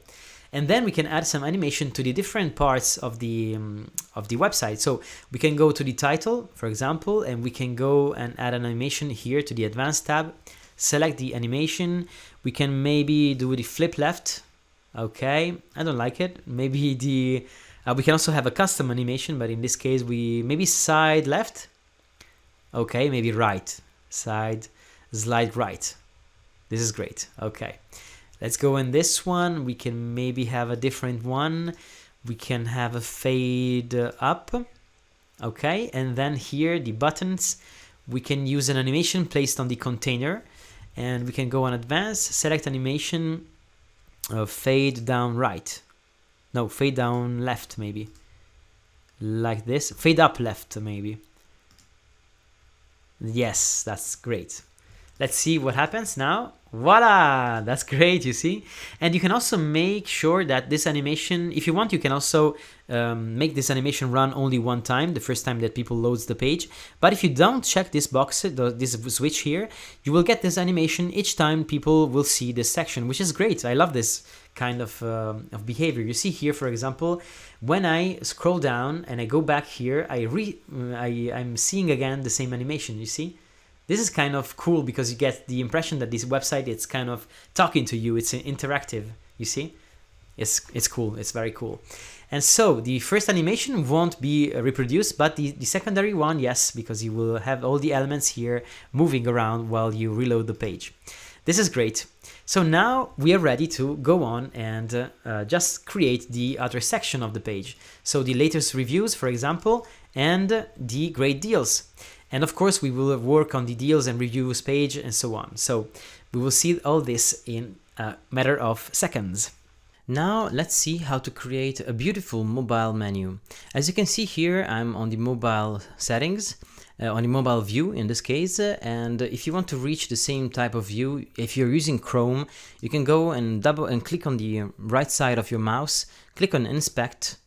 And from here you can go and click on this little icon, little tiny icon here, you see, and you just can enable the responsive mode. This is great because you just can preview how your website will look like in different kind of devices, you see. So you can easily go and check all the different kind of situations that people will have to visit your website. In this case, as you can see, there's no visible trigger here to open the mobile menu. And if you click there should be one. In my case, it's like this. Anyway, to take control and customize all this menu, you just need to go to your website. So let's go to our website now, and we can click on customize. In this case, we just can go and edit our main row in this case. If you want, you can go directly to this icon in the left side of the screen and select the tablet mode. Okay. All the things that you will do here in tablet mode will also reflect in mobile mode, which is this one. So let's do it in tablet mode so we can do the double options only once. So we are here, we can go in the menu. As you can see here, there is a trigger already inside our menu, and we can select this trigger here by clicking on this icon here, and we can basically go and design and change the color in this case, because otherwise I don't see it correctly. Perfect. I can also change the hover color, maybe use this one. Okay. And then I can also make it a little bit bigger. So let's go down here and yeah, let's go to general and make icon size 25, for example. Okay, so that I can see very clearly my menu. If you want, you can also add a label, and you can add it on tablet and phone. And in this label, we can write down, for example, menu. Why not? In this case, the color of the label should be changed. So let's go and label font color, put it white, and as the same here. So as you can see, this is my mobile menu. And I can also show the menu sentence here, the menu word, only if I am on tablet, for example, and I can also replace it on the left or on at the bottom of the menu. In this case, I will leave it at the left. Perfect. And I will say that I need a little bit more spacing when I'm on the mobile view. So on design, margin, I will put some margin on the top, maybe 10. And oh, I'm still on the menu, so I need to go to the main row now.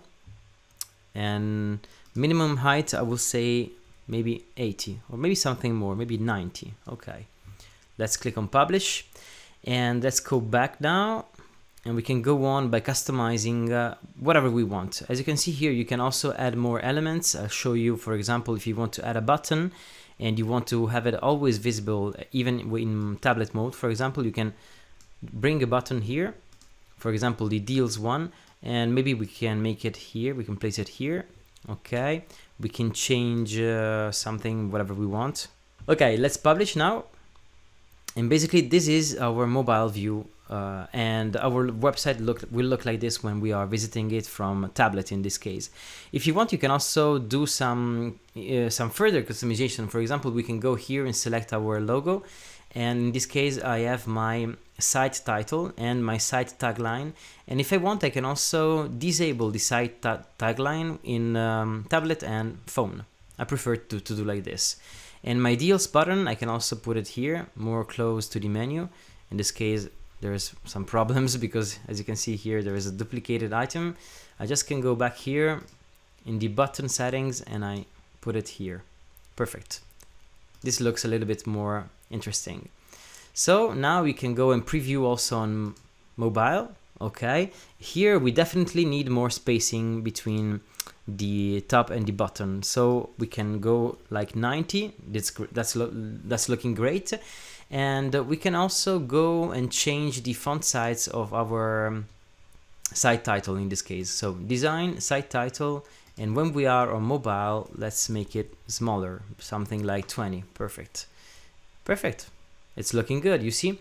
So now we have taken control of the elements that are here on our mobile view. But if you want, you can also hide the button from the mobile view. Yes, you see here, you can also uncheck this one, and the button will not be visible if someone accesses it from mobile. But from tablet, yes, you see. So we can basically change whatever we want for different kind of views of our website. In this case, I want to go back to our to our tablet view, and I want to, how do you say, customize this part. You see, it's a little bit empty now. They're just a poor menu here, and the colors are not so great. So what I need to do, I need to go here to the off canvas area. And here I can select and change whatever I want. I can also choose to reveal this menu as a modal if I prefer. In this case, you see, it will be full width. Or if I leave it as a side panel, sometimes there are some weird stuff appearing here. If you leave it as a side panel, okay, let's say publish and reload the page so that we can be sure that there are no errors. Okay, let's go back to our tablet mode and main row. Okay, and as you can see here, it's a simple slide-in panel. I can also choose to put it on the right or on the left. I can increase or decrease the spacing of this panel, and I can also change the alignment of the elements inside the panel. In this case, I'll do like this. I will place them at the center. That looks great if I do like this. And I can also change the background. For example, I can give it a white background if I prefer, or maybe this one. Okay, this one could work best. Okay, this one not. I'm just testing something out. I'll say this one it's okay, but I need definitely to change the mobile menu colors. So I click on the mobile menu, I go to design, and I change the font color. In this case, I use this one. And I can also change the hover color. Red, it's good, it looks good, and it's okay. Then I can go down here and change whatever I want. In this case, I don't need to change anything, but I can also change the menu. I can say that I want to apply the main menu. In this case, I got some home and reviews with a sub elements. And you can also change the way that sub elements are displayed. If I do like this, for example, all the sub elements will be displayed like this immediately. And if I do like this, people need to click on the icon here and they will be able to see all the sub elements. So maybe you can also go to the menu screen if you're using Blocksy Theme, and you can also change all the menu and create a new menu for mobile mode. So mobile menu, so that you can have more, how can you say, more flexibility and more customization options if you add one single menu only for mobile phone. As you can see here, you can also select this mobile menu and save it. And then we can add home reviews, for example, but we can also add some deals, for example. And the deals archive, we can change it and call it deals. Okay. And what else? We can also add whatever we want, pages, posts, and basically that's it. So we can save menu. Okay, now when we go back to our customizer, we publish and we reload the page, we see that normally we should have the menu applied. So let's go to the main row, let's click on the tablet mode, and let's see here if we go and customize our trigger, our mobile menu, we can also switch to mobile menu. Let's click on publish now, and when we open this menu here, that's it. Perfect. What else we need to do now? We need to change the off canvas close button. You see it's not so visible, so we go on to design, we scroll down and we saw the close button. We can also have it with a border, and we can change the icon color. For example, make it like this or like this and so on. The border color, let's make the same one so it's more consistent for a design point of view. We can use also, a color on hover. Okay, that's looking good. And we can also change the border radius. For example, if you do like this, it's a rounded button. That's looking good. Okay, perfect. Now, what else we can do? We can also enjoy the creation process about adding some content inside here, this panel. For example, I can add a logo if I want, the off-canvas logo you see here. And once I place it inside my menu, I can click here and I can select a custom logo if I have one. Or if I want, I can also just get rid of it and insert some HTML, or I can insert some searching elements or some social icons. This is great, social icons. As you can see here, you can select them and basically you can customize them whatever you want. Let's click on publish and reload the page. Sometimes some elements needs to reload the page to work great. And so let's click again on the menu here. Okay, socials, you see now I can customize them correctly, so I can get rid of the one I'm not using and I can add some new one like this. For example, if I need to add YouTube, I can go here, YouTube, and click on the plus icon, and this is my YouTube social icon. I can also choose to make them open in a new tab, and basically can customize whatever I want. Now I can publish them, and last thing I can do is to add an HTML content if I want to. And here I can add my custom message, for example, and I can publish, and okay, I have customized completely my slide-in panel. Let's see how it looks from mobile. It looks good, great, okay. And that's my new mobile menu that is in place when I'm on tablet mode and when I'm on mobile mode. Let's see it in action when we preview our website directly from the browser. So I click on the right mouse button, I inspect, I enable the responsive mode, I click on responsive here, and I just can make some quick testing. You see, it looks great. Wow. Slide in panel. Yeah. It's very easy to customize and to navigate now. And when I click on different parts, if I go to reviews, oh, okay. I see now that I have different colors here in the other pages, different from the home page. So what can I do here? I can go back to the customizer and make sure that these colors are applied only in the transparent state. So when I'm in default state, I can say that I can have a darker color, for example, for the label and for the default state of the icon. When I'm on transparent state, I can make white, and on hover, I'll give the same one. So white, and on hover, I'll give it the same one. So now in my case, as you can see, now I have my transparent header. In your case, you have to study the best way to enable these colors. As you can see now, the colors are working correctly because I have changed them, and in all the other pages that are not using a transparent header, I can simply see my menu in this way, so it's perfect. When I go back to my home page, the menu looks white because it's in transparent mode, and when I go back to another page, for example this one, the menu it's dark, so I can see it correctly. Voila! If you have any questions about this part of the tutorial, just write me down in the comment section below, and see you in the next part of the tutorial.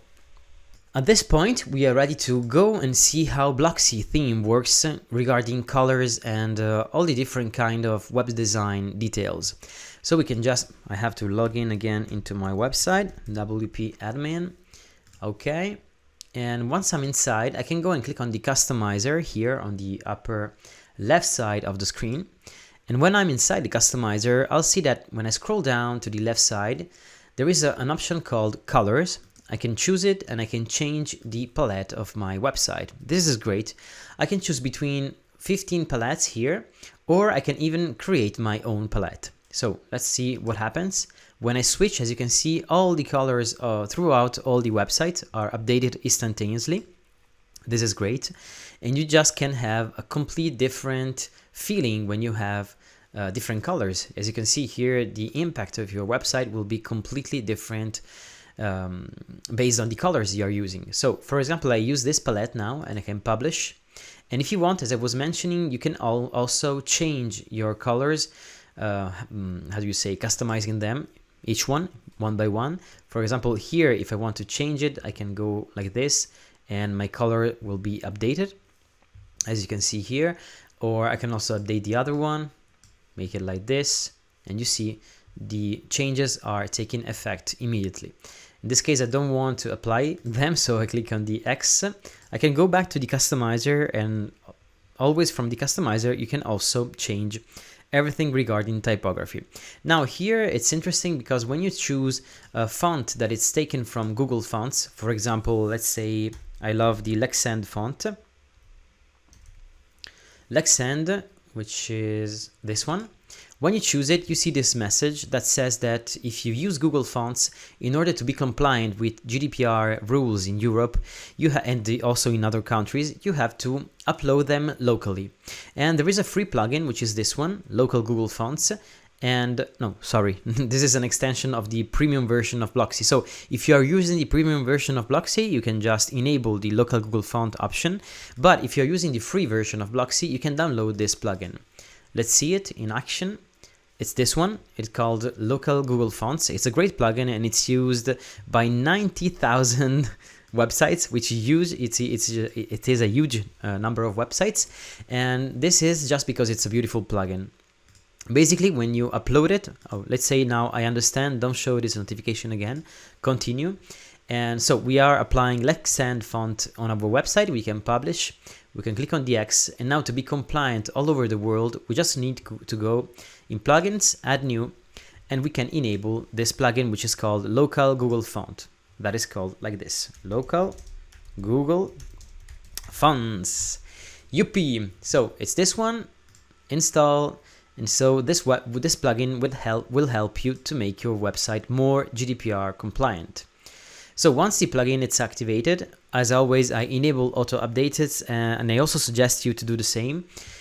Okay, and now to the left side, we see that we have under settings, Google Fonts option. When we go here, we can click on the option load fonts automatically.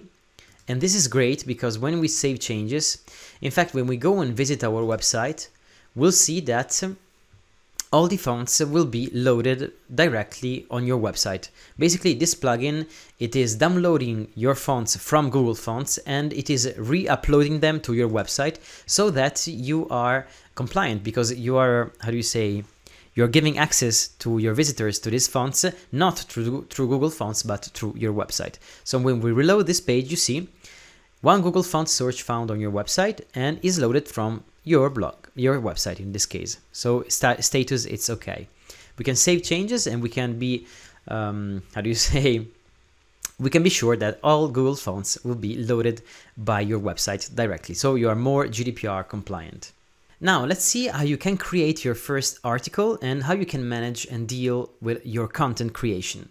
In general, the type of content that works very well in affiliate marketing websites are reviews, deals, tutorials, and all about informing people about products that you use or that you love and that you want to promote. So, for example, here I've created a blog with all my reviews, and I will show you how to create one like this one. And I'm showing all my latest reviews, and you see that's really interesting. And I've also created a custom post type called deals. I will show you also how to create this one. And in this case, I'm showcasing all my latest deals that I want to share with my public, with my visitors. So basically what you need to do is to go to your dashboard, and you can start by using your blog. The post system, it's already integrated into WordPress and it's very easy to use. You can organize by category, by tag all your content, and you can showcase all your latest articles in a really easy way using Blocksy and Gutenberg. So let's see how to deal with this and how to manage all your posts. You can go to your dashboard, you go to posts, and you create a new post. So you can go to all posts, and now it's empty, and you can click on add new. You can also go here and click on post, or you can also go here and click on add new. It's all the same shortcut. So let's click on add new now. You can give a title to your post, and the title is the most important part in order to be able to drive more traffic and more clicks on your articles, on your content. And in each and every title you create, you have to be careful to craft it very, very carefully and to use the right keywords. For example, if I want to create a review about a product, I should do something like this. You see, there is the first part of the sentence that is saying the name of the product, the domain of the product, in this case it's a hosting company, and the keyword review. So SiteGround hosting review. Often people write down something like this. So for example, if I want to read a review about something else, for example, Amazon affiliate review, I want to read a review about Amazon affiliate, it would be Amazon affiliate review, for example. And then afterwards, you can type in another short sentence with another kind of keyword which is related to the first one. In this case, a lot of people that are searching for a review of a product, they're also searching for the best product in that domain, in that field. So in this example, I'm writing down best WordPress hosting. So I'm doing SiteGround hosting review, best WordPress hosting, and then the last part of this title is the year, because people want content to be up to date. Now here there is the most difficult part, the content. So some advice here, if you want to create good content, is to be on topic. So of course you have to talk about things that are implied in the title, and to be up to date and relevant. So you have to be the more generous that you can. And of course, the most difficult part, and the part that is not seen from the outside, and the part that people don't see when people talk about affiliate marketing in general, is that you have to know really, really well the products that you are promoting. Of course, this is not mandatory. There are a lot of affiliate marketers that don't give a cent to what they are promoting, and this is another type of school, of affiliate marketing school. I personally like to know well the product that I'm promoting, and to know well also the the niche that I am promoting to. In this case, so I suggest you to study really well and know really well the products that you are promoting, and then give all your knowledge in your articles. And of course, the one thing that is working very well is the fact that you can create multiple articles that are all linked together. So for example, here I make a general review, and then I can talk about site-to-ground speed, for example, or then I can talk about site-to-ground plugins. There are a lot of plugins created by site-to-ground that are increasing the performance and the security and all stuff related to WordPress hosting and to WordPress websites in general.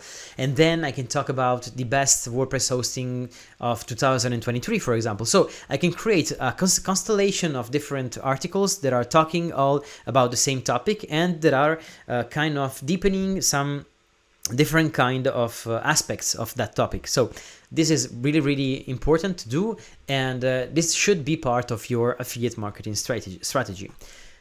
Okay, now what I suggest you is to start by using a table of content. So let's type table of content, this one, and this one it's how do you say, created by GreenShift, and it's in blue as you can see here.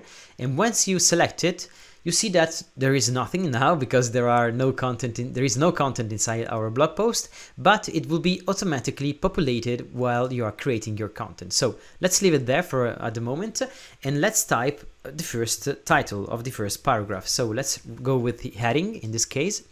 And I suggest you to use inside the articles and inside the content in general, if you don't need any special feature of different kind of blocks, I suggest you to use the standard Gutenberg blocks, so the ones that are in black like this. You see them here. So use them as much as you can, and then use the other blocks, the blue ones, only if you need some custom designed block. In this case, I will show you the difference, and I will give you some practical advices. So, practical advice, let's say like this. So let's start.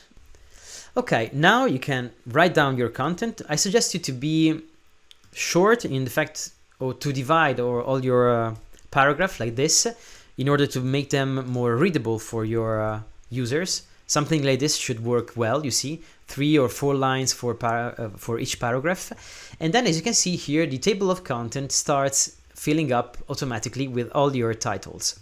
So let's go on, let's put on another title, and we can have something like, let's see, SiteGround hosting review, best WordPress hosting 2023. Why SiteGround is the best hosting? Now we go down here, SiteGround. This works very well when you write down reviews to highlight all the pros and cons. So all the things that need to be highlighted because they are great, and all the things that needs to be highlighted because they are not so great, so that people can make a choice by reading your review. Now let's go with the content, and here I will show you later how to insert a pro and cons table like this one. For example, if we go on reviews, we can go and check this one, and we will be able to create something like this. This one it's a pro feature of GreenShift, and this one it's another pro feature. You see there is positive points and negative points and so on, and a score. And it's another pro feature, comparison table, but you can also use the standard WordPress blocks like in this case. So I will give you 2 different solutions, the free solution using Gutenberg, which is this one, and the premium solution, which is this one, that you can use if you want to buy GreenShift Premium. So let's go back here now. Let's say that we want to create a pros and cons table using the free blocks provided by WordPress. We can go here and we can search, for example, let's scroll down. As you can see here in the free blocks that are given by GreenShift, there is no pros and cons table. You see, there are many blocks, but there are no pros and cons tables. We can just check if maybe this info box would be interesting. Yes, why not? So if you want to use the free version of GreenShift and use this info box in order to add your content, that could be a great idea. Or now, before doing so, I'll show you how to create this structure here for free using the standard Gutenberg blocks. So let's go here, let's delete this one, and let's go and say that we want a row, or in this case maybe a column.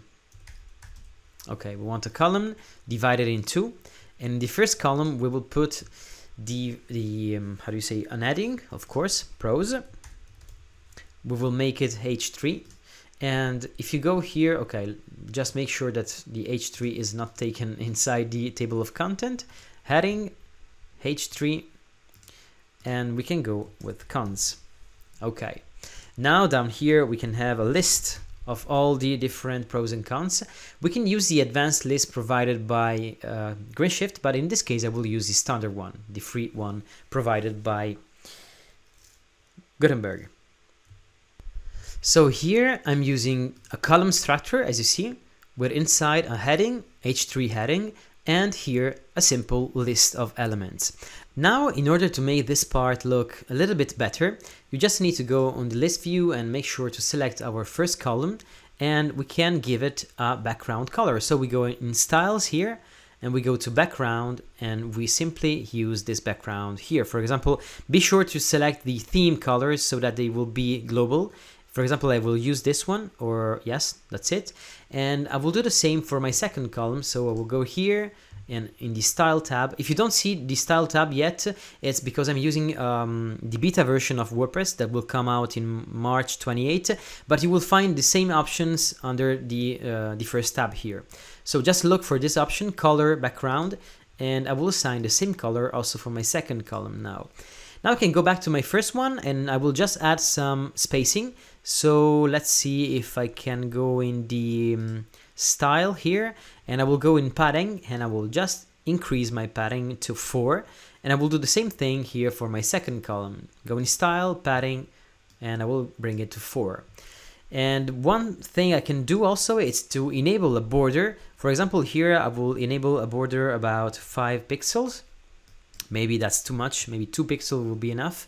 And then I can choose a color for this one, maybe a red one, because it's the cons. And then I will choose a different color and a different border for my first column, the prose column. 2 pixels, and I will make it a more light color, like this one. Be careful to choose always the theme colors because they are global. So now I've published my post, but in your case, maybe it's better to save it as a draft. So I'll show you all the workflow. You click on Save as Draft, so you can publish only when you are ready to publish your post. We will publish it together at the end of this part of the tutorial. Now, we see that we are creating all the content and the structure of our post, and you get it because you get the how do you say, the workflow now. You see that you can use all the blocks that are inside Gutenberg and use, as I was mentioning, only the GreenShift blocks or the custom blocks that you have using third-party plugins, only for the parts that you need to customize more or to have more functionalities, like in this case the table of content. So now I'll show you also another feature which is very important in order to organize very well all your content, and this is a little bit tedious at the beginning, but I assured you that once you organize your content like this, you will be very, very happy that you did it. So what I'm talking about? I'm talking about the organization of your content here in the list view. So this will come very handy when you have to update your content, and this will come very soon, I assure you, because if you want to maintain and be productive with your affiliate marketing website, you need to keep your content always up to date. In order to do so more quickly, you need to have a structure that will allow you to find out quickly where are all your pieces of content all around your blog posts. So what do you need to do? It's to select your first paragraph and select all the content of your first paragraph, and you can go here in the 3 dots, or you can just go here on this icon and you can transform it into a group. So when we go here, we can see that there is this group icon. You can do the same thing here by creating a group here, and let's click on this. And you see, voila, group. This is beautiful. And when you create a group, you can go on the right side of the settings here. You can click on Advanced, and you can go and give it a name. For example, we can call this first paragraph or Y sideground. So as you can see here on the left side, you can have a preview of your content, which is great. So maybe let's see the second one. The second one is this one, and you can select all and create a group like this. And the second group is pros and cons. So advanced, and I write down sideground. pros, cons. Maybe there is also a faster way to do so, but this is a great way because you have all your content well organized like this, you see. And this will come handy, I was mentioning, because if sometimes later on you find out that all the pros and cons need to be deleted, for example, or you need to change completely one section, you just can go here and say remove section. Or maybe if you have to add a new section between the introduction and the pros and cons, you can simply do it by clicking here and clicking on insert after, and you can insert your new section. So you can basically start by creating immediately a group if you want to speed up this process. You can say group, and then inside your group you select this one, and inside your group you start creating your content. So maybe this is another paragraph. Let's call it, for example, SiteGround, my experience at SiteGround, for example, with SiteGround, my experience with SiteGround. And let's type in also the keyword hosting. And maybe like this, we can insert all our paragraphs. So lorem ipsum, in this case, I'll show you how to create your content. Then we will see also how to deal with affiliate links, which is the most important part of this tutorial, of course. And one of the most important parts. Then we can save our draft. And as you can see here, I have a new paragraph. I just need to go here in the advanced tab and to give it a name so that I can recognize it. And SiteGround, my experience. Voila. So now if I come back later and I find out that to improve my content, I need to switch this element with the other, I just need to go here in the list view and just drag and drop my second paragraph down, or just click on this paragraph, okay, and switch it down like this. That's beautiful, you see. So it's very easy to handle your content and to update it and to keep track of all your different piece of content. And basically they are all blocks. So you see, when a block became irrelevant or needs to be updated, you just go to that block directly and you can see what's inside. You can change stuff, and you can be sure that you are organizing all your content and managing it in the best way possible. So now let's save again our draft, and what we can do is go to the post section. So here we click on post, and once we are in post, be sure that the URL contains all the main keywords. In this case, I can also, yes, I'm happy with it because it contains SiteGround hosting review, best WordPress hosting, and the year. The year should be, it can be a little bit tricky because if you put this year in the URL, it can become really quick old, because in 2024 it will be irrelevant from the SEO point of view. So what we can do here is to leave it in the title, but get rid of the year in the URL. This is very important. So I can get rid of it, and I can get rid of also of the dash, and now this will become my evergreen URL, you see? And it's very important to create the more evergreen possible content ever. Of course, to be evergreen, you need also to update it. Of course, most of all when you are talking about software or stuff that are evolving really quick each and every month. So now this is my URL, and I can scroll down here. What I can do now is to go to categories and to tags, because I can organize all my content using this method. I can choose to add a category, and I can, maybe I'm just talking about WordPress, so maybe my first category will be hosting reviews, for example. I'm concentrating my energies on creating beautiful reviews, so this will be my category, reviews. Okay, I can add this category, and I uncheck the uncategorized, of course. I just leave hosting reviews, and if I want, I can also use tags. For example, in tags, I can add all the different kind of software that I'm talking about. For example, in this case, SiteGround, and what else? Maybe if I mention some other piece of software inside here, I can mention it here. For example, if I go with Hostinger, because maybe I make a comparison in this article, I can also write down Hostinger, and maybe voila, that's it, I think. And then I can go on. This is a very important part. I have to choose a featured image. In general, what works well here is to use landscape images, which are horizontal, and I'll show you an example.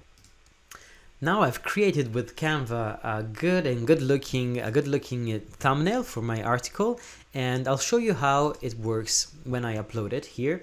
Of course, you have to go here in your Finder and you have to change the name of the file, which is very important, this part. You have to go here and type in the same keywords of your review in this case. So SiteGround hosting review, and I can say also best WordPress hosting. In this case, remember all these parts are not dynamic, so don't type in the here, but only the most important keywords. In this case, SiteGround hosting review and best WordPress hosting. And then one more thing you can do, you see here the image, it's 1 megabyte, which is huge and it's too big. You can either install a plugin which compress all your images, or you can also go here to tiny PNG, and make sure to upload your image here by dragging and dropping it here, and you will see, voila, you just gained 57% of space more, and this image will load more faster on your website, more fast. You can click on download now here, and you will see the image has been downloaded into your browser, and just get rid of the old one. Okay, so we can get rid of also of the number 1 here, which is not useful in our case. And now we can go to our website and we can upload our image.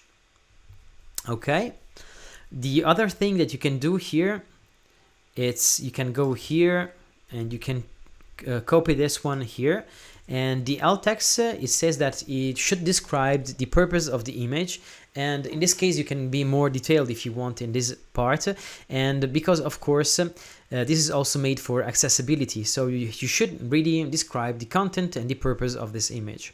In this case it should work well like this: SiteGround hosting review, best WordPress hosting. Okay, and then we can set the featured image. Okay, and once we save draft, we can also scroll down. This is another important part, the excerpt, and this will be taken also to create your snippet to be found on Google. So it's the portion of text that people will read when they will search on Google for your content, your kind of content. For example, here we can use again the same keywords that are in our title, but if we have the time and if we have the passion to make it even better, we can tweak things around in order to find another kind of keyword that people are searching by meaning the same thing. For example, we can just make a quick example: review, complete review, SiteGround review. You see, I am just switching all the order of the words, of the keywords, in this case, complete SiteGround review, and I can go how to choose, what is like to choose the best WordPress of the world. Let's make it really emphatic. This is an example, and let's save this draft. You can also choose if you want to allow comments on your post, and this is great for SEO and for interaction with your community, or if you don't want to allow them, you just uncheck the box. These are light speed options. In this case we don't need them, and so we can just save our draft. Now, this is an example of a piece of content. Of course, you need to improve it in terms of content in general. You need to add more paragraph, and one good recommendation is to go over the 600 words, and you can go to the outline and see. In this case, we just have less than 300 words. So once you go over the 600 words, you are knowing that you are creating a good kind of a good type of content, and you are on the good basic length that you need to use to create good articles. So we can save our draft. You see here you also have all the structure of your content, which is great. You can just view it very quick. I repeat, some of these features will come only after the end of March, so by May 2023. So if you don't see them immediately, just wait May 2023 and you will see them immediately appearing in your WordPress. And then if you want, you can also take control of this table of content before going and publishing your post. So let's go in the block here, the table of content. You see that you can enable also the dynamic TOC if you're placing it in templates, but it's not our case in this case. I just wanted to show you one thing. We can also enable a sticky panel, which is great. And mobile sticky color, we will use a theme color, maybe this one. And then show only on sticky panel, no. Enable SEO schema, no. For example, now we can save. And border, normal, hover, radius, okay. We can go, and now once we are happy with our content, you see it, we can just publish it. Okay. Now what we can do is we can go and visit our post. We can either click here, either we can go here and go outside the full screen mode and click on view post. Just choose the road that you prefer, and voila, this is the beginning of our article.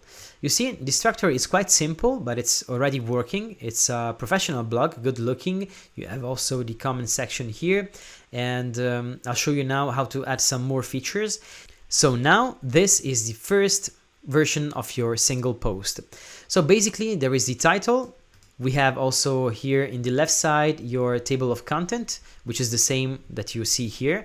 And you also got your excerpt. So this is the summary of the content of your post.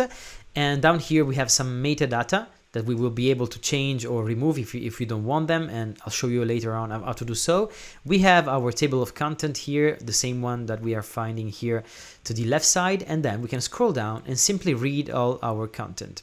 We have our pros and cons, which are working very good, and then we have also our comment section.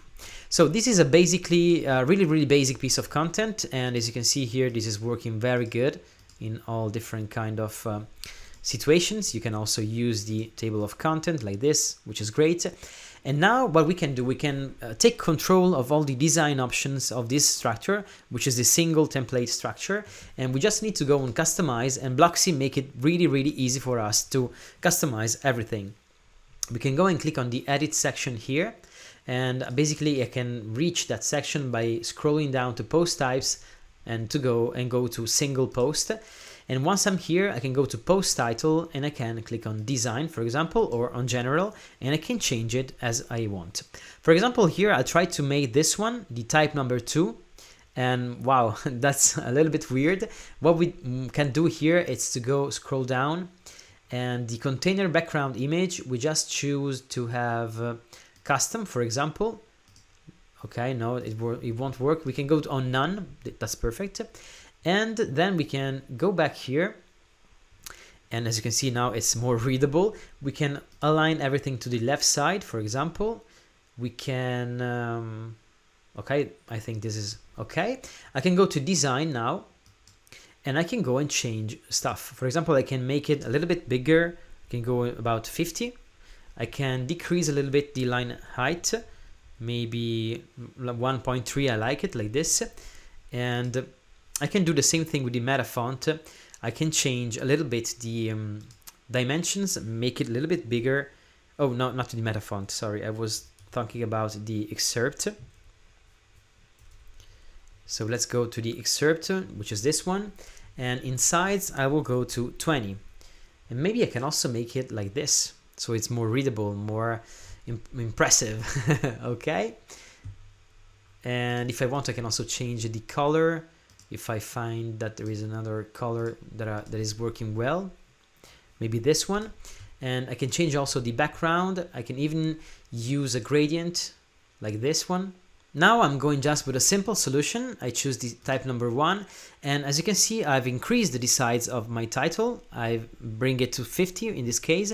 And I have also changed the line height to 1.3, and then I went to the excerpt font and I make it 20, and then here if I want I can also go with the uppercase, which is great. I can also here work on the line height if I want and make it more like this, but I just like it the default one like this. It works well for the excerpt. Now what we can do is go to the meta font, for example, and do the same thing. If we want to change something here, you can go like this, and you can also go to the general and change stuff from here. So you can get rid of the metadata if you don't need them, or if you want to leave them, you can also get rid of the author, or you can just disable the avatar if you don't want it. You can also change the format of the published date, or you can see you can show only the update date, which is great because people will see only the latest update date and they will feel that the article is up to date. You can also see the comments. I'm hiding them, or you can also leave it like this. You don't see them here because you start seeing them only when there is more than one comment. And then in taxonomies, you can choose categories or tags if you want. And if you want, you can also duplicate here and you can show tags in the second taxonomy tag, for example. You see, hosting reviews, Hostinger SiteGround, for example. And this is the default. You can also use button or whatever you want. So now we can go and publish. Maybe tags, we just hide them. Okay, publish again. And we can also change here. As you can see, we can choose to have none as a divider, or this one here. Let's go with this one. Publish. And basically that's it. So regarding the title, that's it. We can now go back to our post structure and we can scroll down here and decide which elements we want to make visible in this post. We can add a featured image, which is the image that we choose to add to our review. And I think this is a great solution if you want. By clicking here, you can also change the size of your image. You can also change the ratio if you want. So you see, you can change the ratio, and down you can go wide or full if you need, you see, or default, which is better, I think. And then you can choose to place it below the title or above the title. In this case, I think that above the title works well, so I will leave it there. And you can choose to make it visible on all different kind of devices or only on the devices that you choose. In this case, it's visible also in the tablet mode, and in the phone mode, it's still visible. As you see here in the phone mode, the title, it's a little bit too big. So let's go back here and let's go to the post title, design. Let's go here and let's see what happens when we go to tablet mode. We maybe can decrease a little bit and go to 40. And when we are in mobile, we can go something about 30 or 35 maybe. 35. Yes, that's working fine. Okay, publish. So now we are creating the most important structure of our website, which is the content structure, as you can see. And if you scroll down here, you see that you can also add post tags. This is great also from SEO point of view, and you will find them at the end of your post here. And this is great if people want to navigate through your content by using tag. And if you want to make them visible, you just need to go here and enable them from here. You can also enable a share box, which is great because this will increase the chance that people will share your content. You can choose if you want the box location to be at the top or at the bottom of both or both. And you can also enable a title, for example, share your love. And I always here insert a character, which is this one. I take it from copy chart, this one, okay, and then I put it here inside my content. Perfect. And as you can see here, it's great. You can also choose the number 2. I like it personally, and you can make it centered like this, content alignment to the center, and visible also on mobile. And what we can do here, we can, let me check, maybe we can increase a little bit the icon spacing, or maybe something more like 30, and we can go and choose which social media we want people to be able to post. Maybe we can add Telegram and WhatsApp, and basically that's it. Okay, so we can also go here and go to the design. We can also change all the colors of the icons and so on. So we see now the icons appears like this. If you want, you can also use the official colors, which are these, or just go with the custom ones. We can publish now, go back. You can also add an author box to your content, like this one. To edit this author box, you just need to go to your website, to go to users, and to your user, or to the author user. You click on the user and you scroll down. For example, to display a different kind of name, you can display name publicly as, and you choose the format that you prefer. Here you can add your website and your social media accounts. For example, I can add a fake link here just to show you how they will appear in the front end. YouTube, and let's say that we want to add also TikTok here. Down here you can add some biographical info. Scrolling down you can change your password and so on. Here the image you can change it on Gravatar. Let's click on update profile now. We can go and publish and reload the page just to see the changes that we have already made. And when we scroll down here, we see our profile changed. And here we have all the links that we provided in our user profile. And here there is the display name like this. We can also tweak a little bit the design of this section. If we go on, as always, on post types, single post, we scroll down and we go to the author box. And here we can change the design to this one. I love this one personally, and I think I will leave it like this. The post count, you can also take it away. You can also get rid of social icons if you don't want them, or if you want them, you can leave them like this. And you can also choose to make this block visible on mobile too. We can now publish. We can also change something about design here if you want. And basically, I think that's it. Okay, you can also change the shadow if you want of this element here, which is a little bit too much for me. I can decrease the blurring effect, and maybe I can also have a different border radius, like 10.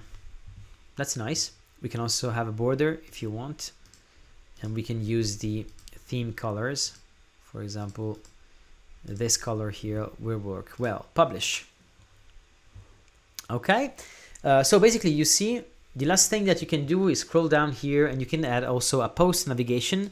I don't like it personally, but it can be something good for you, and I will show you later on how to work with this post navigation and also with related posts. So basically now we just keep them disabled and we will see it after. Now, last thing we can see is comments, and as you can see here, we can disable the website input field, which I recommend you to do so, and we can also change the position. We can make it outside the article. Now we can see it very much, but it's changing, or leave it inside, and we can also change the comment form position. I'll show you in a moment how to work with that. And you can also make it contained like this, or separated from the rest of the blog post. I like the contained option, so I will leave it contained, and then I can click on publish. Okay, maybe this one we can place it above list, and we click on publish now. Let's get to make some tests. So let's go to make some tests now. Let's click on the X icon, and when we scroll down, we see that, okay, if the article appears like this without the options that we just did, we need to refresh the page and to clear cache maybe. And as you can see here, there is my new design. I can, okay, there are some things that are not updated correctly. Why not? That's okay. Now it's the last design I did. You see there is the image preview. Down here there is the title, metadata, and the excerpt, the metadata, and the share box here. Great, so I can share my article. And then if I try to share it, let's make a test here. You see that you will have the preview image normally. If you don't have it, you can go to the developer Facebook debugger. Click on this link here. Okay, now I'm continuing as myself. Okay, and you can go to your website, just copy your URL, in this case this one, go here, paste the URL, debug, and as you can see here, now it's working correctly. So if I go back to my website and I click on Facebook share, you see that it is sharing my article with my preview image, with my thumbnail image like this. That's great. So basically you can do the same thing with all the other social media, and when we scroll down, we see that we also add the tags here. We also had the share box down here, we had the author box, and we have the comment section. So here, okay, now we can post this comment, and as you can see here, this will be the display of the comments. And as you remember, if we go to the customizer, you are able, if you want, to switch the position of the comment section of this one. In this case, I've decided to place it above the comments, and this is a choice I made. But if you want, you can also move this section. If you go on the single post, we scroll down, you go to comments, you can also decide to make it below list.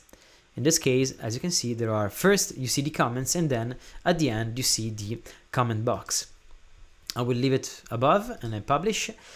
I click on the X, and now I created my content structure. This is great because each time you are publishing new content, now you know what you have to do.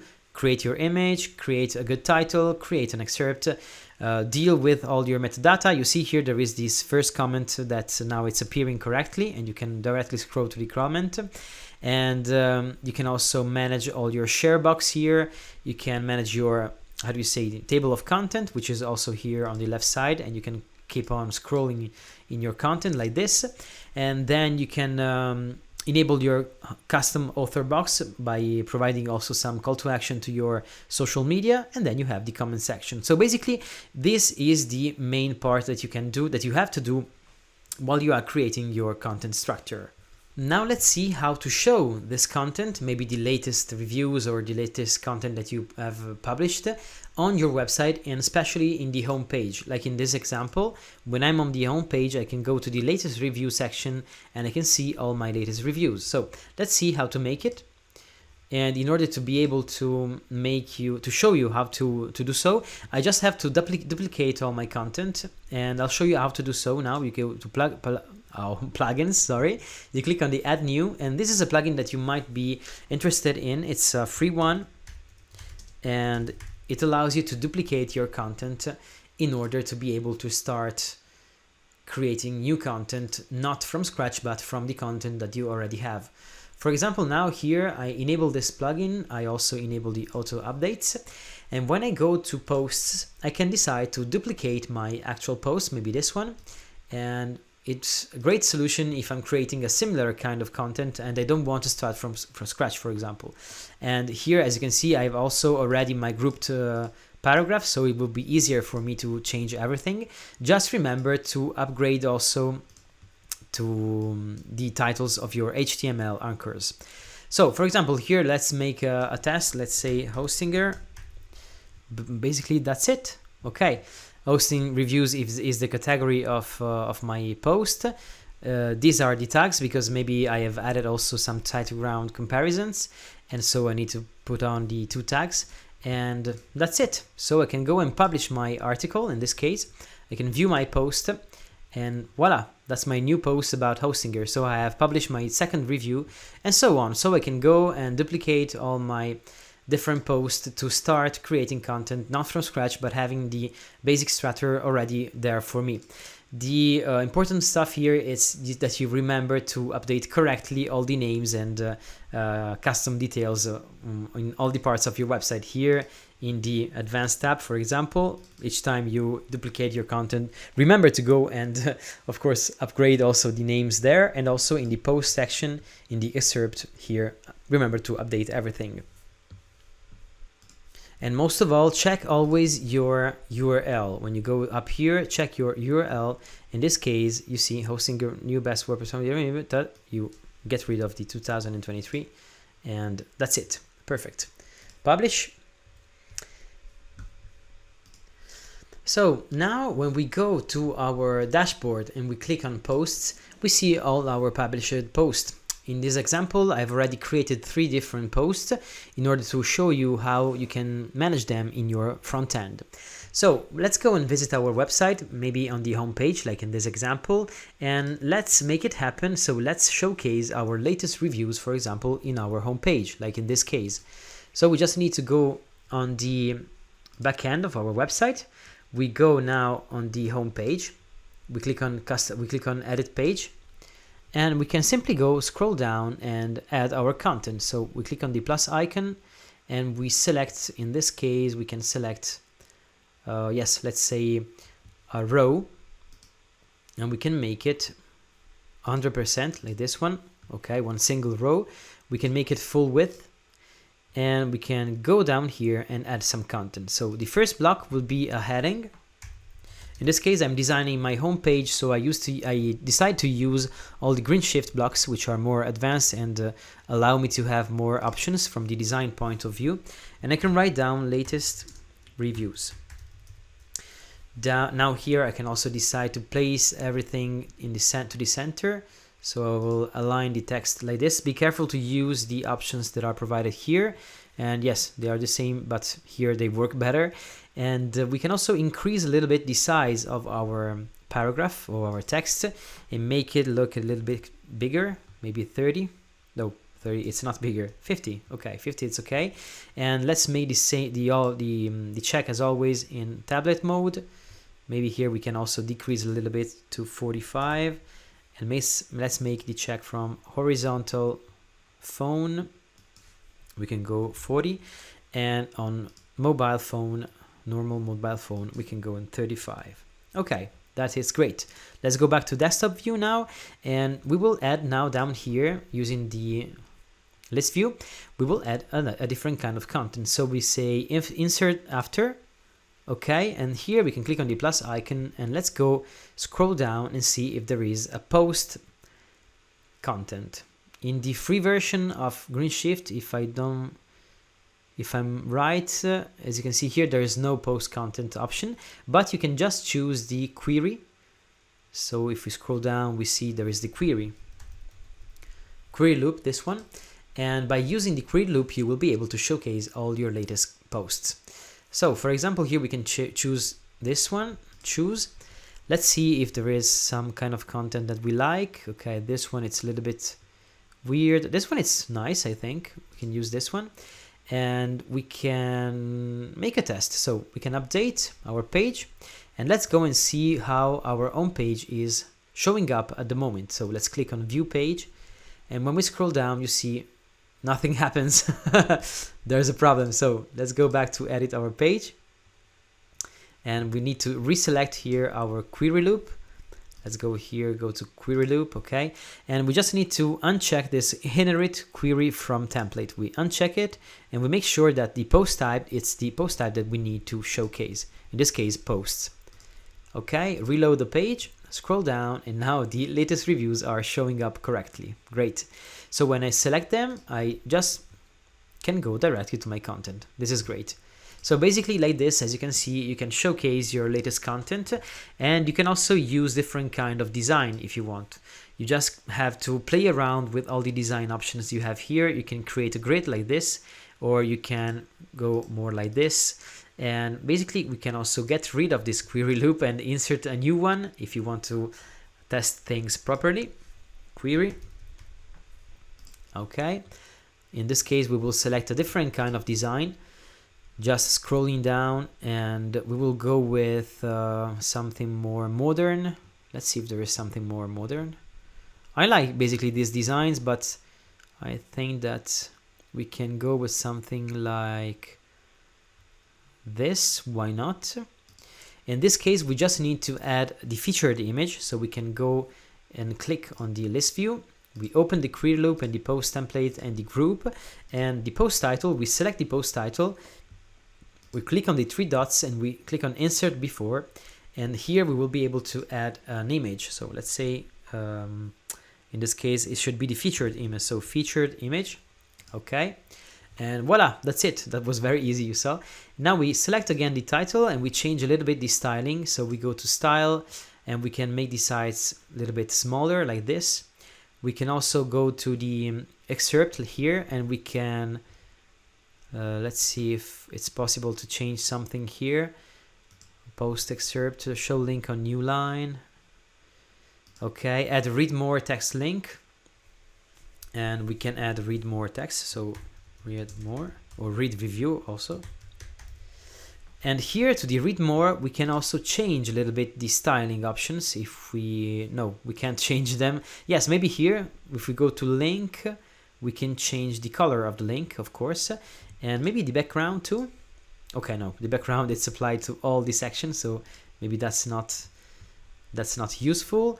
But okay, here we can also have the metadata. We can link to post. We can display last modified date if you want, and we can change also the format of our date and also the sides and all the stuff that is regarding the design. In this case, maybe we can go something more, maybe let's check this one.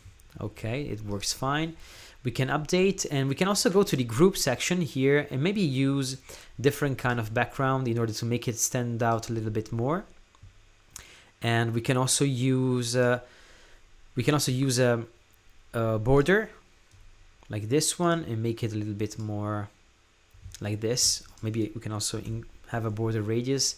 And these are the cards that we are creating. Let's go to the featured image, link it to post.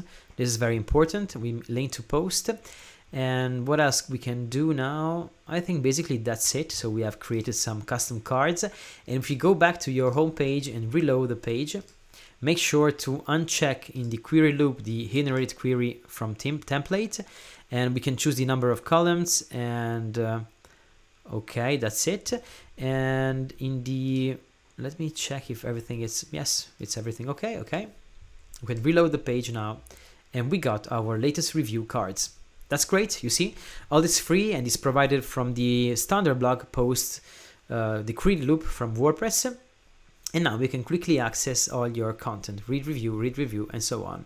You can also make it even more simpler if you want to get rid of this one, for example, and even from this, you just leave it like this, and you have all your latest reviews displayed like this, which is great, I think.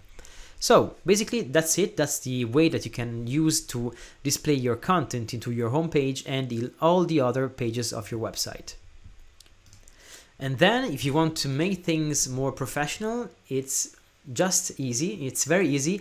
You just need to add more space. You see the difference? It's beautiful. When you add some more space between elements, everything looks more professional and from a design point of view, more beautiful. Now, if you want to have a page which is displaying all your reviews, basically an archive of all your reviews, like this one, for example, you just need to go to your website. And what we need to do now is to go to the dashboard, go to settings, go to reading, and basically we need to assign as a post page a page that we create. So let's go and create a new page. We go to add new, and we call this page latest or reviews. Now we can also give it a featured image. We can also give it an excerpt. For example, all my latest reviews on the best products. Okay. When we publish this page now, we'll be able to come back to our settings and reading options, and we can select our reviews page. Now when we save changes, we can go back to our website, and we just need to make this page appear on the menu. So we just go to menus here, and we be sure to select our main menu, the one that is assigned to our homepage, and we go to the reviews page and we add it to the menu. That was very easy, you saw. We save our menu now. We can go back to our website and visit, and that's it. We have the reviews page, and basically we can see here all our reviews. How you can take action on this page and customize it, it's very easy. If you are using Blocksy as I show you in this tutorial, you can customize and you can go and display a title in this page basically. So you scroll down here, you go on blog posts, you go on title and you enable the title. You can also go here and make the title appear like this. And we can also go and design a little bit differently things. So we can go in 50, and in tablet mode we can decrease a little bit to 40, and in mobile mode we can go to 35 like this. Okay, now we can go back to desktop mode. Okay, we can scroll down and we can change also the aspect of the excerpt. We can go in say 20 and we can leave it like this, and line height we can leave it like this, and we can make it maybe like this. Perfect. Okay, and one last thing, we can also change the color, the background color of our container. We can even upload an image or a pattern, because these are all the options that Blocksy is offering to us. I like it very much. You see, this is very funny, and you can quickly achieve custom designs in a funny way. And maybe this one. Okay, I will leave this one. And then you can also change colors. For example, if you want to go down here, you go to the pattern color, and you can apply basically your global colors if you want to. So we can go like this, or go like this, you see, you can achieve different kind of designs by using this option. We can publish now, and we can also be sure here in general to use the none here, so not featured image but none, and then we can go, if you want, so in excerpt we can go here and enable the excerpt also in mobile mode. So let's have a preview, tablet and mobile, perfect, everything is working fine for us. Now you can also change the cards options here. You can go and edit and make them look more beautiful if you want, by scrolling down here, go to card options, and you can change whatever you want. We can switch elements. For example, we can make the featured image appear before, and then we can go to the featured image and let's choose the original ratio. And let's go and say also that we want an over effect, a zoom in, for example. And as you can see here, there is this beautiful effect. We have the text here, the title. We can also get rid of the excerpt, and we can get rid of the post meta if you want, and just leave the category. If you want, you can also go to the post meta and change the taxonomies, the categories style to a button, and that will be more visible for users that will be able to browse in different categories. And then we can also design everything as we want, as always. So maybe we can change titles and make them look like this, or maybe like this, and so on. Let's publish now, and we can escape here, and voila, that's our reviews page. And basically each time you add a new review, it will appear automatically in this page here. One last thing we need to do now is to go to our single kind of content, maybe a review. We select this review, for example, and what we can do now that we have more than one post published, we can basically insert related post at the end of this post. So we can go and go to the customizer. We can go scroll down to the single post, scroll down here, and we see that there is the post navigation, which is one of the first options that we can enable. And if we scroll down and we enable the post navigation, we see that this is the image that appears here, and they link to the previous or next post in our blog. This is a good solution. If you want, you can design whatever you want here, and you can choose also if you want to appear here, to make appear here only posts that are from the same category or that have the same tag. In this case, I just leave the default one, and when I go back here, I can also enable, if I want, related posts. When I enable related posts, I will see them like this at the end of the page, and I can also change the title. For example, you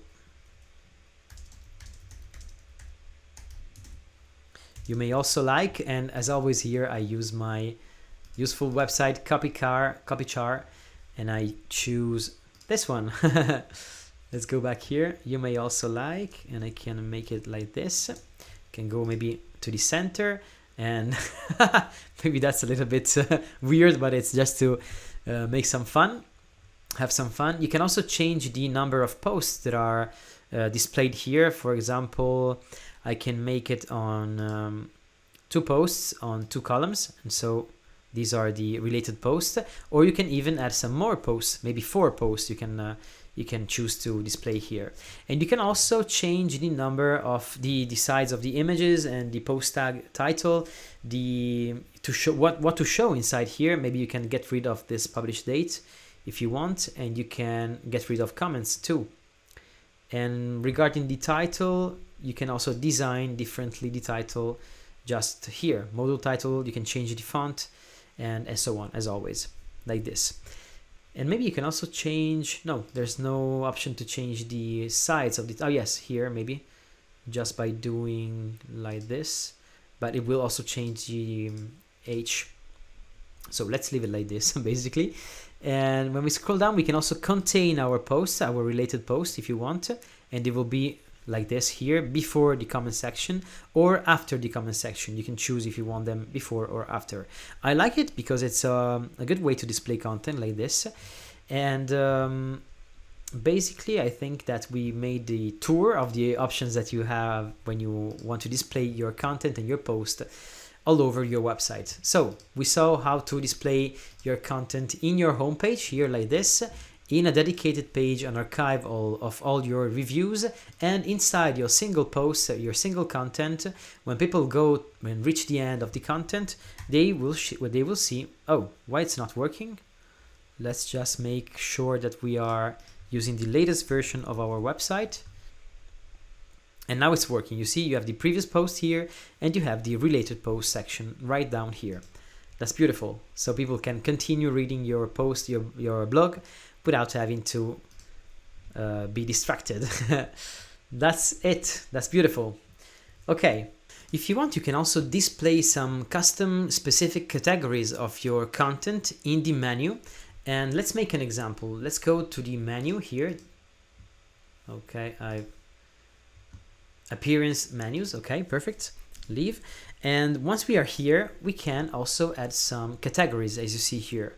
So when we select categories, we can view all, and in this case we only have one category in our blog, but when you will have more than one category, you will see all them here, and you can add them to your menu. You can also add them as a sub-menu. For example, we can say reviews and then hosting reviews. You see, we can save then our menu, and when we go and visit our website, we will see them here, hosting reviews. You see. So people can go to the main page of the reviews, but if they want, they can also go and narrow their search and go directly to the hosting reviews. To customize this page, you just need to go to the customizer, as we just see for the standard blog page, and you can edit your title, you can edit your cards here, and you can do whatever you want, as you just saw before. Now, if you want to display a different kind of content onto your website, you can either choose to create a second category, for example, deals, best deals, or something like this, or whatever you want as a second category. And as you can see here, you can add it to your menu and deal and manage it as you want. But if you want to have more granular content through your categories, you can also create a custom post type. You can go to plugins, add new, and you can create a custom post type using CPT UI, which is a free plugin. And it's a very generous and great plugin, and it has more than 1 million active installations. And by doing so, you can keep, you can keep a good difference. You can differentiate your content, and you can manage it more deeply and more professionally. So let's go here and add and edit a new post type. As I saw, I just installed the CPT UI plugin, and I found it here in the left side of my screen. And I can go now to post slug, and I can say, for example, that I want to create a kind of content which is about deals. So I can go here and I can say deals and deal. Okay. And then I can populate additional labels. Okay, click here. If I want, I can also have a description for my post type. Best deals of the products I love. Best deals to get all the products I love. Perfect. Okay, now we can go and scroll down here. Make sure to, in the settings part, you have to say, let's scroll down here. Scroll down here, has an archive, make sure to make it true. Okay, let's scroll down again. Hierarchical, you can leave it false. Rewrite, we don't need it. Query var, we don't need it. Okay. We can also have a different icon in the menu. We can choose a dash icon, or we can upload an image. And maybe here we can have something more funny, or that will remind us to our offer content, to our deals content. Maybe if we search for money. Perfect. So we can scroll down, and down here make sure to have the excerpt. And if you want your deals to be also able, your user to comment your deals page, you have to enable them. Otherwise, you can also disable. And if you want to assign an author to your deals, you can assign it like this or not. And then let's see if there is something else to do here. I think that's okay. And basically that's it. Taxonomies, we can also have share the taxonomies with your blog posts if you want, and then we can also add the post type. Perfect. So once we add our post type, we will find it here, my deals, and basically it works just as they were some normal posts from WordPress, from your blog, but in this case they are separate and they are just about deals. So you will be able to deal with them and to manage them with more flexibility in general. So let's add a new deal, for example, And as you see here, the working, it's perfectly the same as the posts normal. So you say, for example, SiteGround huge discount. Okay, and then down here you write all the content of your deal, for example. So once you create your content, I also suggest you how to create, I'll show you how to create a table. For example, we can create, not a table, but in this case, yes, why not a table? We can use the table content like this one, and we can choose the number of columns. Maybe we can go about 3, and the number of rows, in this case 2 would be great. We create our table, we use the fixed width table cells, and we had a header section. For example, here we can say, oh, there are 3 columns, I just want them to be 2, not 3, so let's get rid of this one, delete column. Okay, and the first one would be the info, for example, or the offer, then info. For example, here coupon. Maybe we just get rid of the header section, coupon code, and we have the coupon code here. And then we can go back down here and we say, for example, expiration date, expiry date or expiration, I don't know how to say, but anyway, you can say, and you can say October 28, for example. And that's it. So you can give some custom information here in this table. You can also have a footer and a header section. You can change basically the background of the color and whatever you want here, and that's very useful in general. You can also change the size of the content. You can make some content maybe like this, more visible. You can go and have a custom border color, maybe like this, and so on. So basically this is the table that contains all the information about your offer. And as we saw with the single post, we can basically change whatever we want here in the content. So if you want, you can go to the customizer here, you can scroll down and you will see that you will have also the deals page now, the deals option. So you can go to the single one, and in the title, for example, we can get rid of the excerpt and of the post meta. We can just go with the title, a big title, and maybe place it like this and go to something more big like this. And then of course on tablet we can go smaller, and on mobile we can go something like 35. Okay, and then we can go back to the desktop view, and we can also play around with the colors and whatever it's good for you to have a good looking page. For example, like this. And then we can go and change here the color. We can go to general, make sure to choose none here. Okay, and then what can we do? We can also go, oh say yes, there is also this option here. If you go back, you can choose to have a narrow width, which will work very well here in this case, as you can see.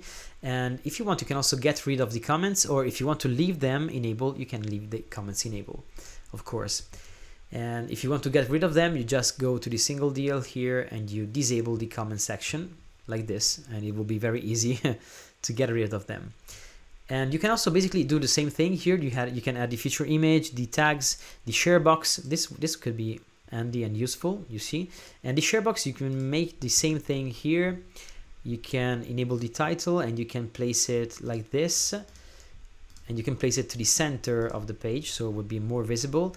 And maybe let's see in the design settings. No, there's nothing special here, but you can go here and play around with the icon size, for example, and the spacing like this, and the content alignment and visibility and so on. Okay, and then you can also choose if you want to see this offer to the top and to the bottom, or both, for example. Okay, perfect. And instead of share your love, you can share this offer. Share this offer. Perfect. Publish. So this is a great solution if you want to display different kind of deals that you have with some businesses all around, and that you work with your affiliate system, for example. And that's it. So let's go and add some featured image. Also here, if you click on edit deal, in this case, you can also assign categories as you see here. You can also assign the same categories that you have for your blog post, even here in the deals. This is because in the CPT UI plugin, if I go to taxonomies or to post types, sorry, and I open in a new tab this, I see that in my edit post types section under deals, if I scroll down, I see that I tell this plugin to enable the same taxonomies of my blog also for the deals. If you want, you can also add some new taxonomies that you will apply only to your deal content, but in this case I think it's okay to have the same taxonomies as your blog if you want. Anyway, it's kind of more complicated and complex configuration stuff, but you don't need it right now. You just need to go with the basic things that I'm telling you, which are not so basics, but are already good. So let's say that in this category, you are promoting deals about hostings. So hostings deals, and you create a category which is dedicated to hosting deals. Okay. Then you can add the same tags that you are using for the hosting. So if you are promoting these deals for different hosting, you can tag them like this. You can add the featured image. I will use this image, and then you can also write an excerpt if you want. And voila, that's it. So let's update this page. Now we can view the deal. Okay, this is our deal. Let's see how you can display your content here. So your new kind of content, your custom post type. Just go back to the menu. And when you are here now, you can see that there is this deals option. You can click on view all, and you have the archive page where it will be showcasing all your deals. You can add this page to the menu, and you can call this page simply deals. Okay, deals with the S like this. And then you can also, if you want, add some deals categories and so on. Now we can save menu. We can go and visit our website, and we see that there is this deals archive right here. And of course, as always, you can customize completely this archive. You can go and click on the customize, you can edit, you can, for example, the title, it's not so good like this, you can put like this. And as always, you can also disable the category label in this case. And we can also go to the description, we make it visible also to mobile phones, and we increase here the dimension as always. Maybe let's leave it like this, that will work well. And here we go like 20 and like this. Perfect. Now I can go here to the cards. I can get rid of some elements. For example, I disable post meta, I disable the featured image, I disable the excerpt, and I disable this other post meta. And I can place the title to the center. Yes, I can make it like this. And I can change the featured image dimensions. I can go like this, and I can make it a little bit different. Maybe I can have the over effect. Size, I can go to medium, and basically that's it. So I have my card here, and I can also change the position. Maybe I can go something more like this, and I can change the position by putting the image up. Voila, that's it. And maybe to make it look more as offers, I can also change the design of my border, card border, this one.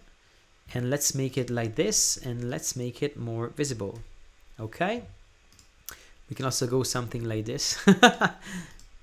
Okay, that's not very nice, but it's great because it gives the impression that we are having some offers here. I can also get rid of the featured image if I want, and this will look like a coupon code. Let's see it in action here. Let's reload the page. Voila, that's it. So I have my discount here, and if I click on it, I see the discount details. Voila, that's it. So this is a great solution if you want to display all your deals like this. And basically you can also change whatever you want in the customizer, as I told you before. Just show you the last thing here from the design point of view. You can also use this kind of content solution, and you can of course use the card options if you want to show more elements into your card here. Okay, now you can also obtain this effect by adding the read more button here, and I choose to have a background button, and I insert my view details. And if you want, you can also go to design, and you can change the button color. We can use a red button like this. Perfect. Publish. Maybe the over color should be different. Maybe this one. Okay, maybe this one, even better. Okay, publish. So this is my archive of all my deals. Perfect, and that's it. So each time I publish a new deal, I go a new deal, it will appear here. So when I go on deals, I can also duplicate my first one, and I can go here and say Hostinger, view deal, deals, voila. So as you can see here, there will be all my latest deals visible to my visitors. This is a great solution if you want to display quick offers and quick deals to all your visitors. And now if you also want to showcase your latest deals in your homepage, you just need to go and edit your homepage. And as we did for our latest reviews, we can copy the same row. We just duplicate this row. And in the duplicated row, we just need to go and say latest deals in this case. And we scroll down here, we select the query loop, and there's nothing more easy than go down here, go to custom post, go to post type and select deal. So voila, that's it. We just need to get rid of the image here, and maybe we can change the colors. So we go to the post title and we make it link, we give it this color here, or maybe this one. And we can also go to group and have some different border radius or border color, maybe this one. And also we can also enable more visible like this, latest deals. And I think we can also make it like this. And let's see how it works in the front end now. When we go and visit our page, we scroll down and we see that we also have our latest deals. Hostinger, huge discount offer, SiteGround, use discount offer. And when we click on our deals, we are redirected to our page where there is the deal. This is great. And as we saw for the first section, we can also link the second section, the latest deals, by going inside here. And by clicking on this hot deals button, we can go here, select this, we use this mouse scroll, and we type in deals in this case. We copy this word and we use the same word in order to describe the row anchor. So we go to advanced anchor and we type inside here deals. Let's update and see our page now. And when we click on hot deals, we will be redirected to the latest deals sections. If you want, you can also link your button deals here through the customizer, and you can link it directly to your deals page. So you can go in the header main row here, you can select the button and you can go and paste your URL inside here. Just go to your website, we can go to the deals page, we can copy this URL and we can paste it here inside. So maybe we can also say deals like this. Okay, and we can also change the styling of this button here, design, transparent state. We will say that we need this button to be this color, or maybe this color here, or this color here, even better. And that's it. Publish. So we can also remove from the menu, we can go to the menus and we can remove the deals page because we have already the button. We can save the menu and basically we have our deals page here. That's beautiful. You see? Very easy and effective. Now, let's see how you can manage your affiliate links. So this is a very important part of the tutorial. Make sure to follow it very, very, very attentively, step by step. So the first thing you can do, which is the easiest thing, but it's not the most professional one, is that you can simply create your affiliate links and place them into your content. So for example, like this, you can place your affiliate link in the text, in some buttons and so on. But what happens if you do like this? Let me check. Let me see, for example, I'm creating a new post where I'm talking about a review, for example. Let's say this is a review of my favorite, review of my favorite app. Let's say now that my app has an affiliate program and, that I want to promote on my blog post. So I'm writing my content. This is my content. I really love this app.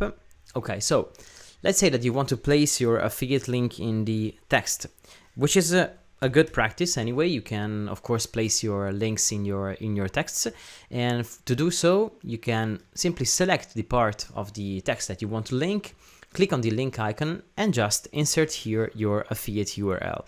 So this is the most simple way that you can use. Let's say that this is your affiliate URL. It's just an example. Of course, you have to create a good affiliate link to your affiliate marketing platform, and then you just make sure to make it open in a new tab. This is a good practice because each time someone clicks on a link which is not on your website, it's good practice to make it open in a new tab so that your website still remains open, but the visitor can also go to the other website and just check it out. So let's say that this is the URL. I apply it, okay? And as you can see, my link is there. If you want, you can also add some links to buttons. Okay, for example, now I'm using this button and I say buy now, for example, buy Niv, buy now. Okay, and I can click here also on the link icon, and I can share it down here. So let's say that this is my link. Okay, so now make it open in a new tab, apply, and that's it. So I publish my page, and when I go and visit my post, I'll see that in my content there are my links. So here is the first link and here is the second link. So these are affiliate links, and if I click on them, they will be open in a new tab. So this is just an example link, so there's no content. But so this is the most easy way that you can have to add some links to your content. You can even also, if you want, you can add some links to your images. If you want to add an image, you can just do like this, image, and then you select the image. You can go to your media library, you can insert your image, and then you can link this image by clicking on the link icon. So it's very easy, even in this way. Of course, be sure to make it open in a new tab if it's an external affiliate link, of course.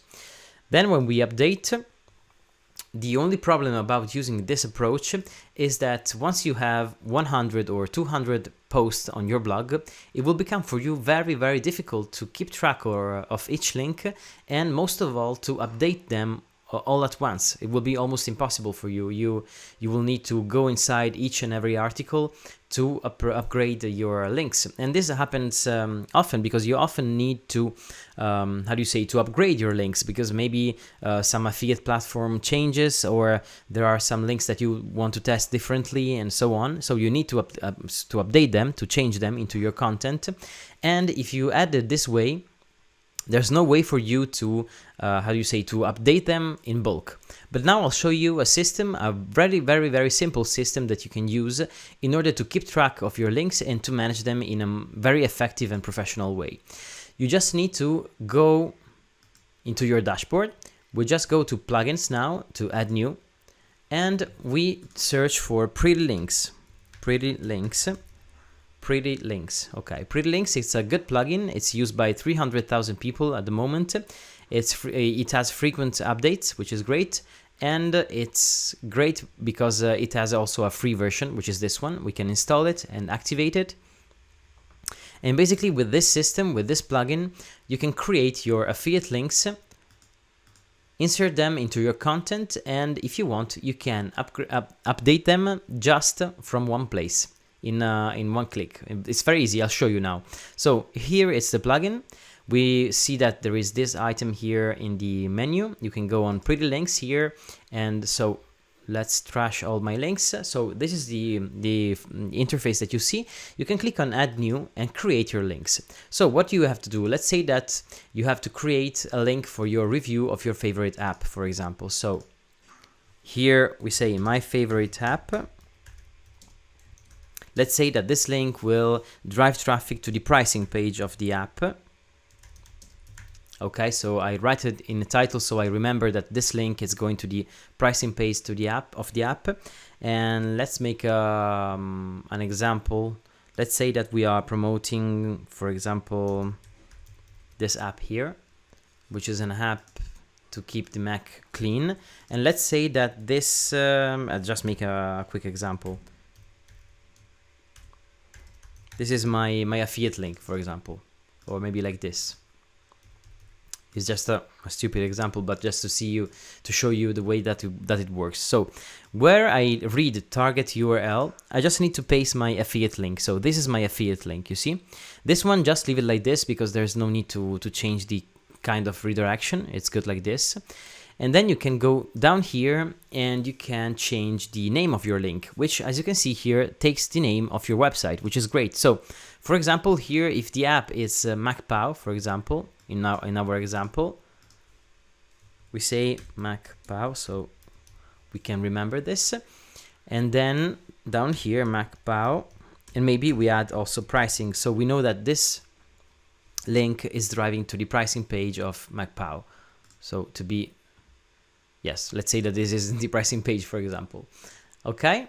Down here, if you want, you can also, write down some notes to remember the configuration of your affiliate link if you need, and then you can click on update. Okay, so this is great. You see, you have your link. You have now here the ability to copy your link and to test it, or if you want, you can also quickly click here on pretty link and you're going to visit your link. If you click on target, you're going to visit directly your affiliate link, and this is great. So for example, if I want to test my pretty link, I click here on pretty link, and as you can see now, I'm being redirected to this page with my affiliate link. You see, that's great. If I click on target, I can test directly the affiliate link, and it's working fine, perfect. And now what do I need to do? I need to copy this link, which is this one, copy to clipboard. If you paste it, you will see that it's like this. So it's your website and MacPow pricing in this case. And if I paste it in the browser, now like this, if I click, I'll be redirected to the affiliate link, you see? So this is a very interesting way to create affiliate links. And let's see how you will benefit of this system when you add this system to your content. So let's go back to our review. Now we go to post, we search for our review, this one, review of my favorite app. For example, we can insert MacPow, okay? And then you can go down here, and you can go down here, and you can switch the link. So instead of using this link, you just use the pretty link that you already created. So the name of your website and the extension of your link, perfect. Apply. Here we do the same thing, so we customize the link like this, apply. If you want, you can also add it to your image, as I was mentioning before. Open a new tab and just need to click on the enter, perfect. Update. Now if I go and view my post, when I click on the different links, as you can see, they are all my pretty links. So awesomeblog.com/MacPow-pricing. So this is the link I'm using to redirect people to this page, which is the page where I have my affiliate link. Okay, perfect. So why I show you this procedure? Because now if maybe in 1 week or 2 weeks, you need to update your links because you decide that you want to drive traffic not to the pricing page, but to the home page, for example. Or maybe you decide that MacPow, you want to change something in your affiliate link, maybe. You just need to go down here to MacPow pricing page, and you can simply change your affiliate link from here. So let's say that you have changed the affiliate program, for example, or you want to change, as I was mentioning before, the page where you want to redirect traffic. You go here. Let's make a quick example. And let's say that now you want to drive traffic to another page of MacPow, for example, the store page. So you copy the link of this page. You go down to your pretty link. You update the link here. Okay, you see, now the page is different. It's the store page. You click on update. And once you go back on your content, if you reload the page, all your links at one will be updated. So if I click on the link here, I will be redirected to the store page now. You see? It's very easy, and you don't have to go inside your content and update it because you just update the link from here. So this is great. It's a great solution for not only for this case, but for many cases where you have to manage your links in a professional way. So for example, I make a further example. If you have 100 articles from which, let's say, 10 of them are mentioning MacPow, if you use the same link, this one, you will be able to update all the links if you need it just from one place with one click. You go here, you update your link, you click on update, and all the links on your website will be updated. Basically, you can use also this same strategy and structure even if you are sharing your links on YouTube or on social media. So for example, if you create a lot of videos about MacPow in this example, you will be able to share one single link. Maybe you will create a link which is called MacPow video content, so that you know that this link you're using it on all your video content, for example. And you go down here and then you create your affiliate link, for example. Let's say that this is your affiliate link. Okay, maybe you insert something different here to monitor, to track your how do you say, your performance, search video. And then you update and you have created a link that you can share, for example, on YouTube, or you can create another link that you share only on Facebook. So you can basically see which channel for you is performing the best. And so you can take decision based on that kind of performance. So that's great. You see, that's a really easy way that you can use to manage your links. Now, if you want to dive deep in your link management and you want to be professional, even more professional in the management of all your affiliate links, you can choose to go to the premium version of Pretty Links. I'll show you in a moment all the pricing options, but let me show you some of the greatest features that you get when you upgrade to Pretty Links Pro. You can scroll down here and you see that you can divide in categories and tags all your links. So for example, as you can see here, I have divided all my links from, I've divided my links that I'm using on YouTube, so I can easily access them and see all my links at once that I'm using on my YouTube channel.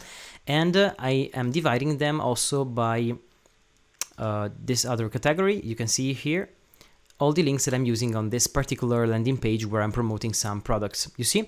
So this is great, and it's just an example, a really simple example that you can apply when you use categories, but you can also organize by tags. And then, as you can see here, there is a keywords column. This is because you can also use a keyword replacement feature when you upgrade to Pretty Links Premium. And let me show to you what it's all about. You can go in your Pretty Links list and you can select one of your Pretty Links, in this case Blocksy Pro, let's say this one. And now let's say that we want this link to be applied each time that in our content we are using the Blocksy Pro word keyword.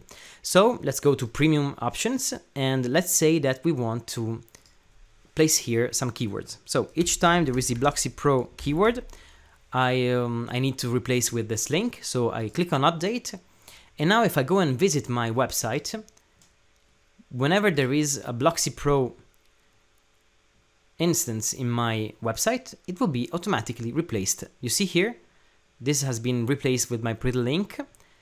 And okay, if I scroll down here, you see the Blocksy Pro has been replaced. And even in comments, you can enable this feature.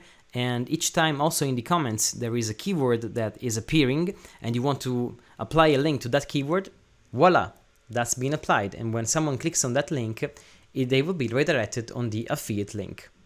One other very powerful option that you have, it's that you can go inside each one of your links. And when you go to premium, you can also use dynamic redirection. This is good because you can use rotation, geographic redirection, technology redirection, but also time redirection. For example, if you want to automatically redirect this link, this affiliate link, to another affiliate link, maybe during Black Friday or during some special time of the year, you can go here, you can select the time period, the time frame that you want this option to be enabled. Let's say that you want to redirect people to a special Black Friday promotion. So you can say that all the months of November, there will be this redirection active in your Pretty Link. So you can choose here the new URL when you want to bring people. Let's say that there is here a Black Friday promotion, even if it's not the case, it's just an example. But let's say that this is the Black Friday deal.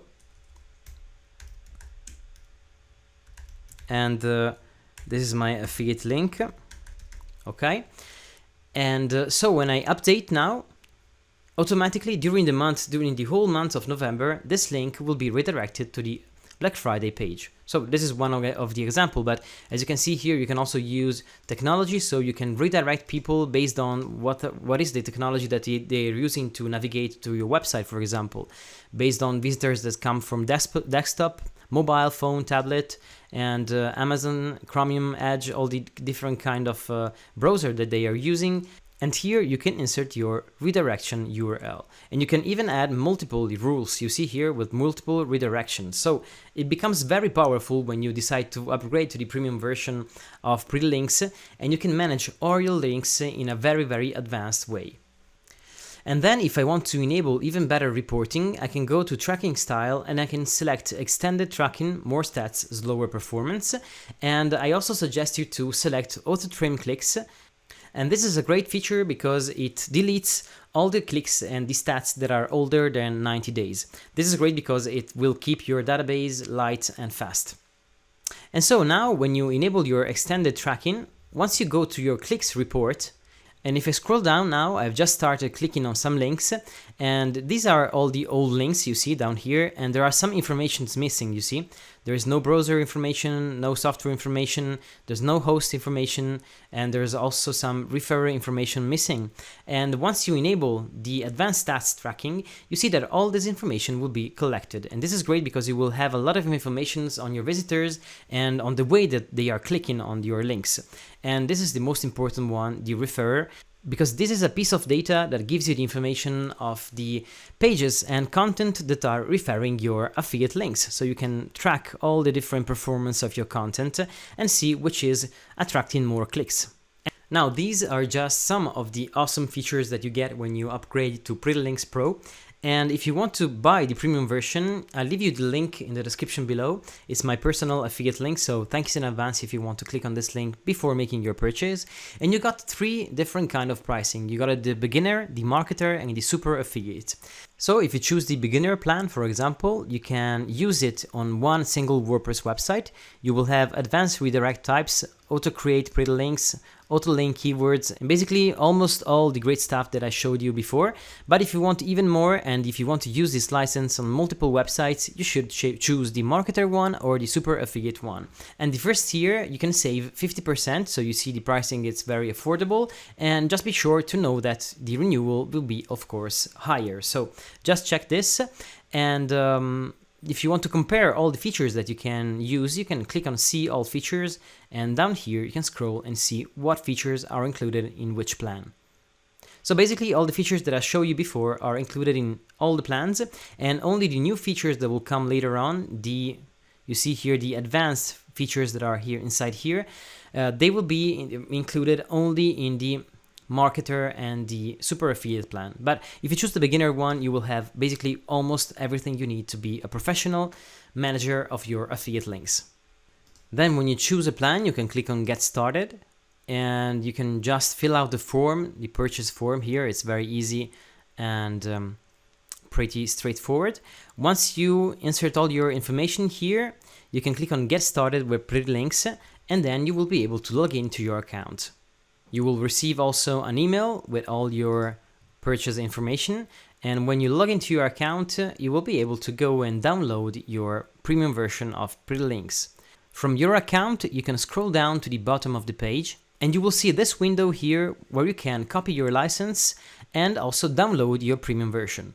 So you will need to go to Current Stable, this one here, click on this number, and you will be able to download the premium version of Pretty Links and install it into your WordPress website. And here in the left side, you can copy the license, and then you can go here. When you install your Pretty Links premium version, you can go on Activate, and you can copy and paste your license inside this screen.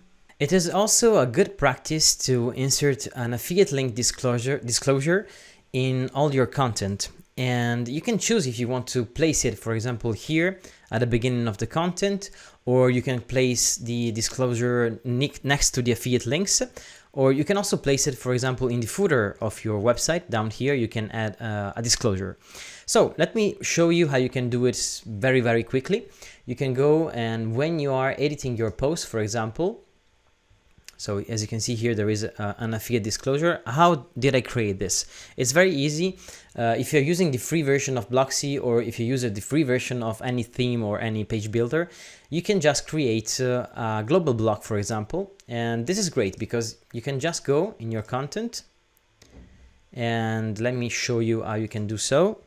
As the first block, for example, I create an affiliate link disclosure, and I simply use my paragraph block. So I just write down the title, and this is because you have to inform your visitors that you are using affiliate links and that you are earning commissions if they make purchase after clicking on them. So down here I go like this. You can go select everything and maybe apply a background like this one, or even this one, a little bit lighter. And let's make it like this, and I like it. It's great. As you can see here, you can also play around with padding, margin, and so on. For example, here we can go a little bit like this. You can also add some... Okay, you can transform this into a group, which is great because it has more options. And you can go here in the style tab and you can use the border. For example, let's say 1 pixel, and we change the color into this one. And so we created a simple box with the affiliate links disclosure. Let's do it like this, update. Now, if we view our post, there is this disclosure here, which informs people that we are using affiliate links on our content. This is great. And most of the affiliate programs ask you to do so. So to specify that you're using affiliate links and to make it transparent to your visitors, which is a great best practice. So now, if you want to use the same box on all your content, what you can do is either use the function of Blocksy Premium, for example, which is called Content Blocks, but now if you're using the free version, you don't have it. Or you can also place this part of this piece of content using the reusable blocks. Let's go here because, okay, let's select the group. And now when we are on the group, we click on Create Reusable Block, Affiliate Disclosure. Okay, save it. Okay, now it's correct.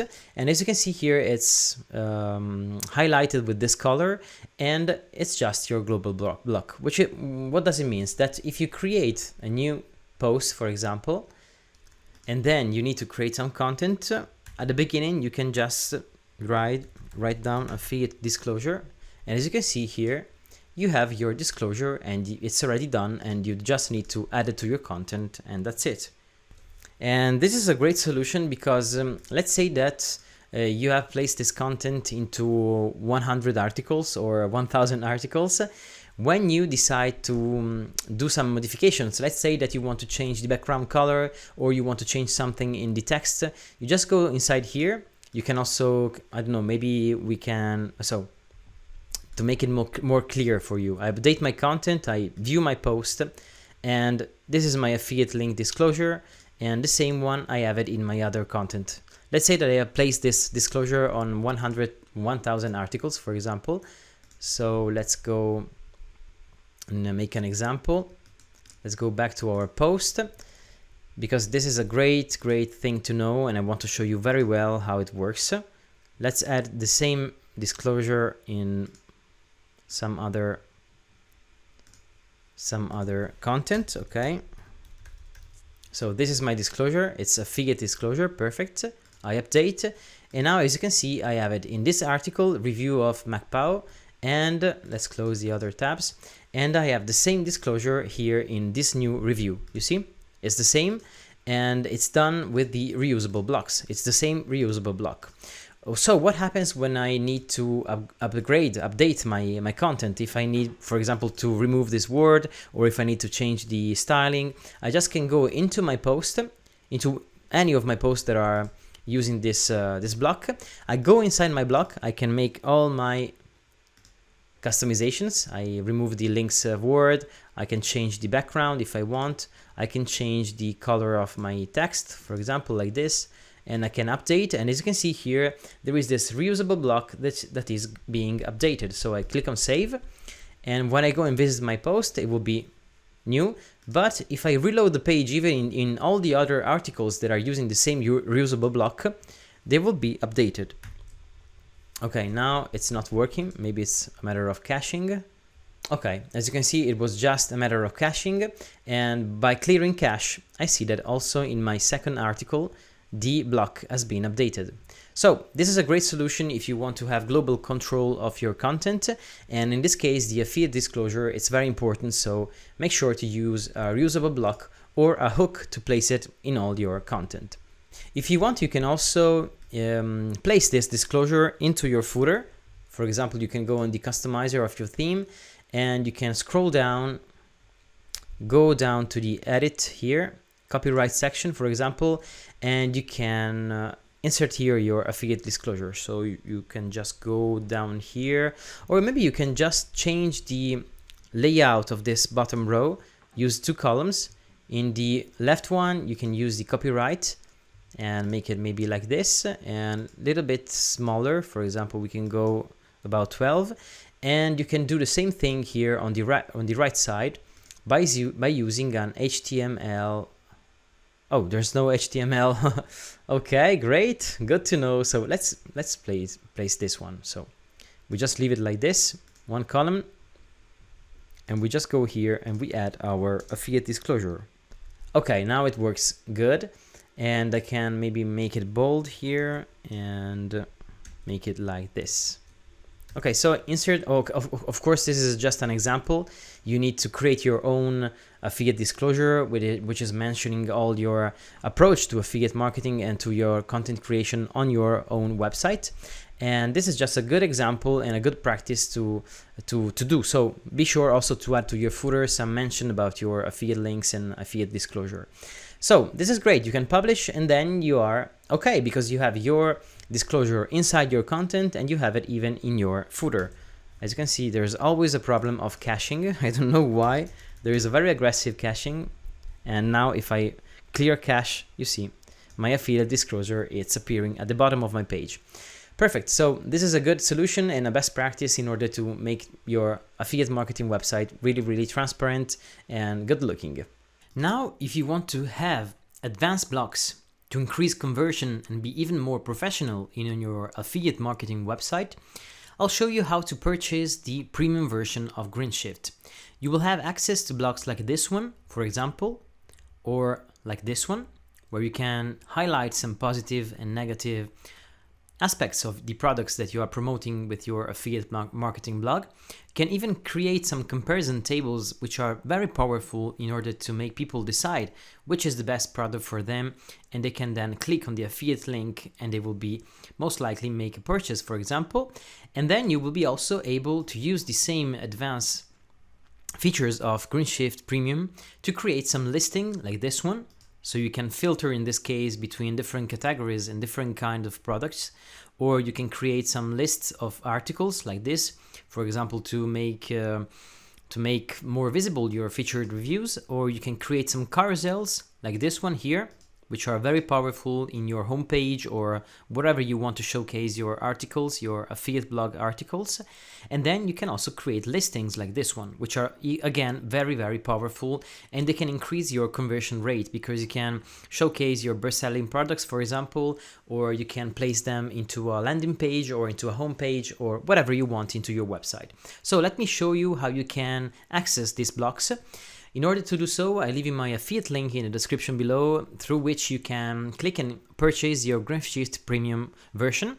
And you will see that it's not very expensive. You can go to all products here, and you see that the one that you need, it's the SEO pack, because it contains not only some SEO extensions, but also some great marketing add-ons, which are the ones that we use, and also some query add-ons. And these are the add-ons that I showed you some seconds ago. So choose the license that you want to use. You can choose between the 1 site, 5 sites, or unlimited sites if you're creating sites also for some clients. And then you can also choose if you want to buy only one time and have access for the lifetime of the product. So in this case, for example, if I choose 1 site lifetime, I will have to pay $99, and I pay only once, and I will get always access to this product. And I can click on purchase here. The checkout process is very, very easy. You see here, you scroll down, you just add your personal info. You can also create an account if you want. I strongly encourage you to do so. And then once you bought, you can go back to your account here. You can log in into your account by using the credentials that you created in the checkout process. And from this page, you can download your premium add-ons. In your case, you will have 2 premium add-ons. They will be the, let me check here, the GreenShift SEO add-on and the GreenShift query. So let's go to our website. Let's go to the dashboard. We click on plugins, add new. And from this page, you will be able to click on upload plugin, and you will choose your 2 extensions. The first one is the premium SEO extension, and you can install it. And the second one, okay, we activate the plugin. And the second one is the SEO add-on. Choose file, SEO premium, open. In my case, I already have it installed, so I click on replace. Okay, and I can go back to my plugins now. Perfect. I see now that I have the GreenShift main plugin installed, and I also have the 2 premium add-ons. This is the marketing and SEO, and this one is the query and meta add-on. As you see here, when you buy your product that I show you here, the SEO pack, you get together the SEO and marketing and the query add-on. So you can have them together in the same purchase. And so once you enable these 2 add-ons, you can go back to create a new page. For example, let's say that you want to create a page where you will compare some of your best-selling products, for example. So let's say best hosting comparison. And in this case, when you click on the plus comparison, okay, when you click on the plus icon, you see that you got this GreenShift marketing and SEO. So you can choose your premium add-ons from here, your premium blocks, and you got also the GreenShift query and meta add-ons, where you can select some different blocks that we will see some of them, of the most important, together in this part of the tutorial. So let's start by showing you how you can create a comparison table, for example, like the one that we saw in this case, or where it was here. Yes, this one, you see? And let's create a table like this one. It's very easy. You just need to go to your page. As you can see, I've added my comparison table, and it looks already gorgeous out of the box. You can add some images to your different products. Let's say that we are comparing some different hosting providers, for example, like this. And then if you want, you can also select the table, and you can apply whatever you want. For example, if you want to enable or disable some features, you can go here on the right side. And if I enable the badge, for example, I'll see that I can add a badge to each of these different products. Let me show you how it works. I select, for example, the first one, and I see that there is this badge that has appeared now. I can click on show badge, and I can change the color if I want. I can even use my theme colors, which I strongly encourage you to do. So choose the theme palette colors, and maybe we use a red one, which is more visible. And we say, for example, that this is my recommended one. Okay. And maybe we can also add something like this. Okay. And then down here, you can insert your title. If you want, you can have a subtitle also. And then here you can also see that there is this button, and the best way to manage it is to select the table now, to click on the button field, and here you can insert your URL, of course your affiliate URL. You can also change the call to action. You can also say buy now, for example, or whatever you want. And you can add a no-follow attribute, which I encourage you to add in this case, and also an open in new tab, which is very important to make that people can open this link in a new tab. You can change the color background for this button so that it matches, for example, the highlight badge at the top. You can change the rating here, maybe something like this, and you can do the same for all the others box. So you can go in the second one, you can change the button color, for example, and make it more less attractive, for example, because maybe these are the other products that you are promoting a little bit less. You can do like this, always open in new tab in this case, and here you can paste your affiliate link, of course. And if you want, you can also choose to modify your rating here to customize it, and do the same thing here. Button will change the color. We'll use this one. We can open a new tab, and we can add some different rating, maybe something like this. or like this, okay? And then down here you have a bottom line where you can insert some text, some cool text to describe your products, okay? If you go here and select the whole table, you see that you can here on the right side enable or disable each part of the table. You see title, subtitle, stars, reviews, or even you can even enable a list under the title here where you can add some content here. You see, maybe some features or whatever you want. And if you don't need it, you just go here and you disable the list. You can also enable the button or disable the button. You can also place a button. Okay, you can duplicate the URL, the same URL of the button also to the badge. You can also disable the bottom line. For example, you can have only the pros and cons, for example, and so on. One interesting thing is that you select here, when you select the pros and cons, for example, you see that you have these icons and you can click them to have a quick emoji. Very, very useful when you are describing some pros and cons of a product. You see, so it's very, very quick. And so this is the structure, and it's very easy. I show you everything you needed to know in order to have a good comparison table. And when you update and you go and visit your page, you'll see that it's very, very beautiful out of the box. And when you go and try to see it from the responsive mode, you see that it's working very, very well. You got all your different products here like this. So this is great, and it's a great solution if you want to compare some of your best-selling products, or if you want just to highlight the products regarding the others, or whatever you want to do. This kind of tables works very well, and they can help you increase your conversions and make more sales. Now the second block that I wanted to show you, it's the list builder. You see when you click on the plus icon, there is this listing builder block. You can select it and you can add whatever you want in terms of content. So for example, let's say that we are comparing some hosting providers. So I click on the plus icon and I decide to insert here 3 hosting providers like this and like this.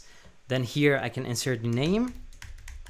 Don't care about the fact that the images here are gray like this, because once you publish or save your draft and you go and preview your page, they will be correctly displayed, you see? Perfect. So now you just need to go and insert your content. You can also add here a custom description if you want to add some content, you see. And this is very useful if you want to have a sale copy here to encourage people to click on the buy now button. And you can also change whatever you want here simply by selecting the parts that you want to change with your mouse. Let's say that the first one is the recommended hosting. And you can also select the different items here on the right side, and you can choose, for example, in the first one you can highlight it. We can also from here change the content if we want. We can change the score value from here. We can say that this is 100%, for example. We can change the text here. We can go scroll down and change colors, and we can change the price, for example, like this. And we can also add some content, maybe okay, like this, or the old price, maybe something like this. You see here you can basically create your listing in a very powerful and effective way. And there is also this action here. You can set a coupon code if you want. And you can also subscribe to Take a Tutorial YouTube channel if you didn't do it yet. So do it now. Subscribe to Take a Tutorial YouTube channel by hitting the subscribe button below this video.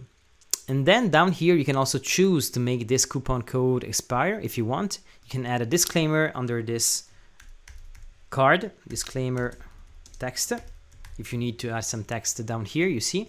And you can also add another text here, this, like this. And it's very, very powerful, you see. So when you save the drafts and we go and preview our page, we see that all the options are taking place. Perfect. It's very, very nice. And basically you can create beautiful listings with this block. And you can scroll down then, and you can be sure to add also the other content if you want. And you can also go in general settings and you can enable or disable all the elements that you need. You can also change a little bit the aspect of all the elements, as you can see here. And let's say that we leave it like this, very simple. And then down here, you can change whatever you want from the design point of view. We can then publish our page and go and visit it. And basically we created a beautiful listing of hosting of our best hosting. Maybe we can use this listing block to promote your best-selling products, for example, and you can put it, for example, in your homepage, or you can do whatever you want with this. It's a very powerful solution in order to showcase good affiliate products. And of course, in order to make the button here appear, you'll need to insert a link. So when you are inside here, you need to go to your first one, select here, and then you can go to the offer URL and you can paste inside here your affiliate link. Okay, and then we can update and you will see that your button will appear like this. So people can click here and they will be able to go and visit your affiliate product page. And be sure also to add this option to make the link open in a new tab. And if you don't find the option here, you can click directly here on the button, click on the three dots, and click on the Open in New Link tab. Update, and voila! Here are some other cool blocks and very powerful blocks that you can add to your reviews, for example, or to your content in general. And these are the review blocks. So let's go and create a new page just to see how they work. You can add them to your content, whatever you need to showcase a score or a review box in general. You can click on the plus icon and you see that you got the review box, which is this first one. You see, you can place a title here, a good review box title, and then you can place a description here, for example, and then if you want, you can start adding some content. Here on the right side, you can set a manual overall score if you want, so you can place it like this, you see.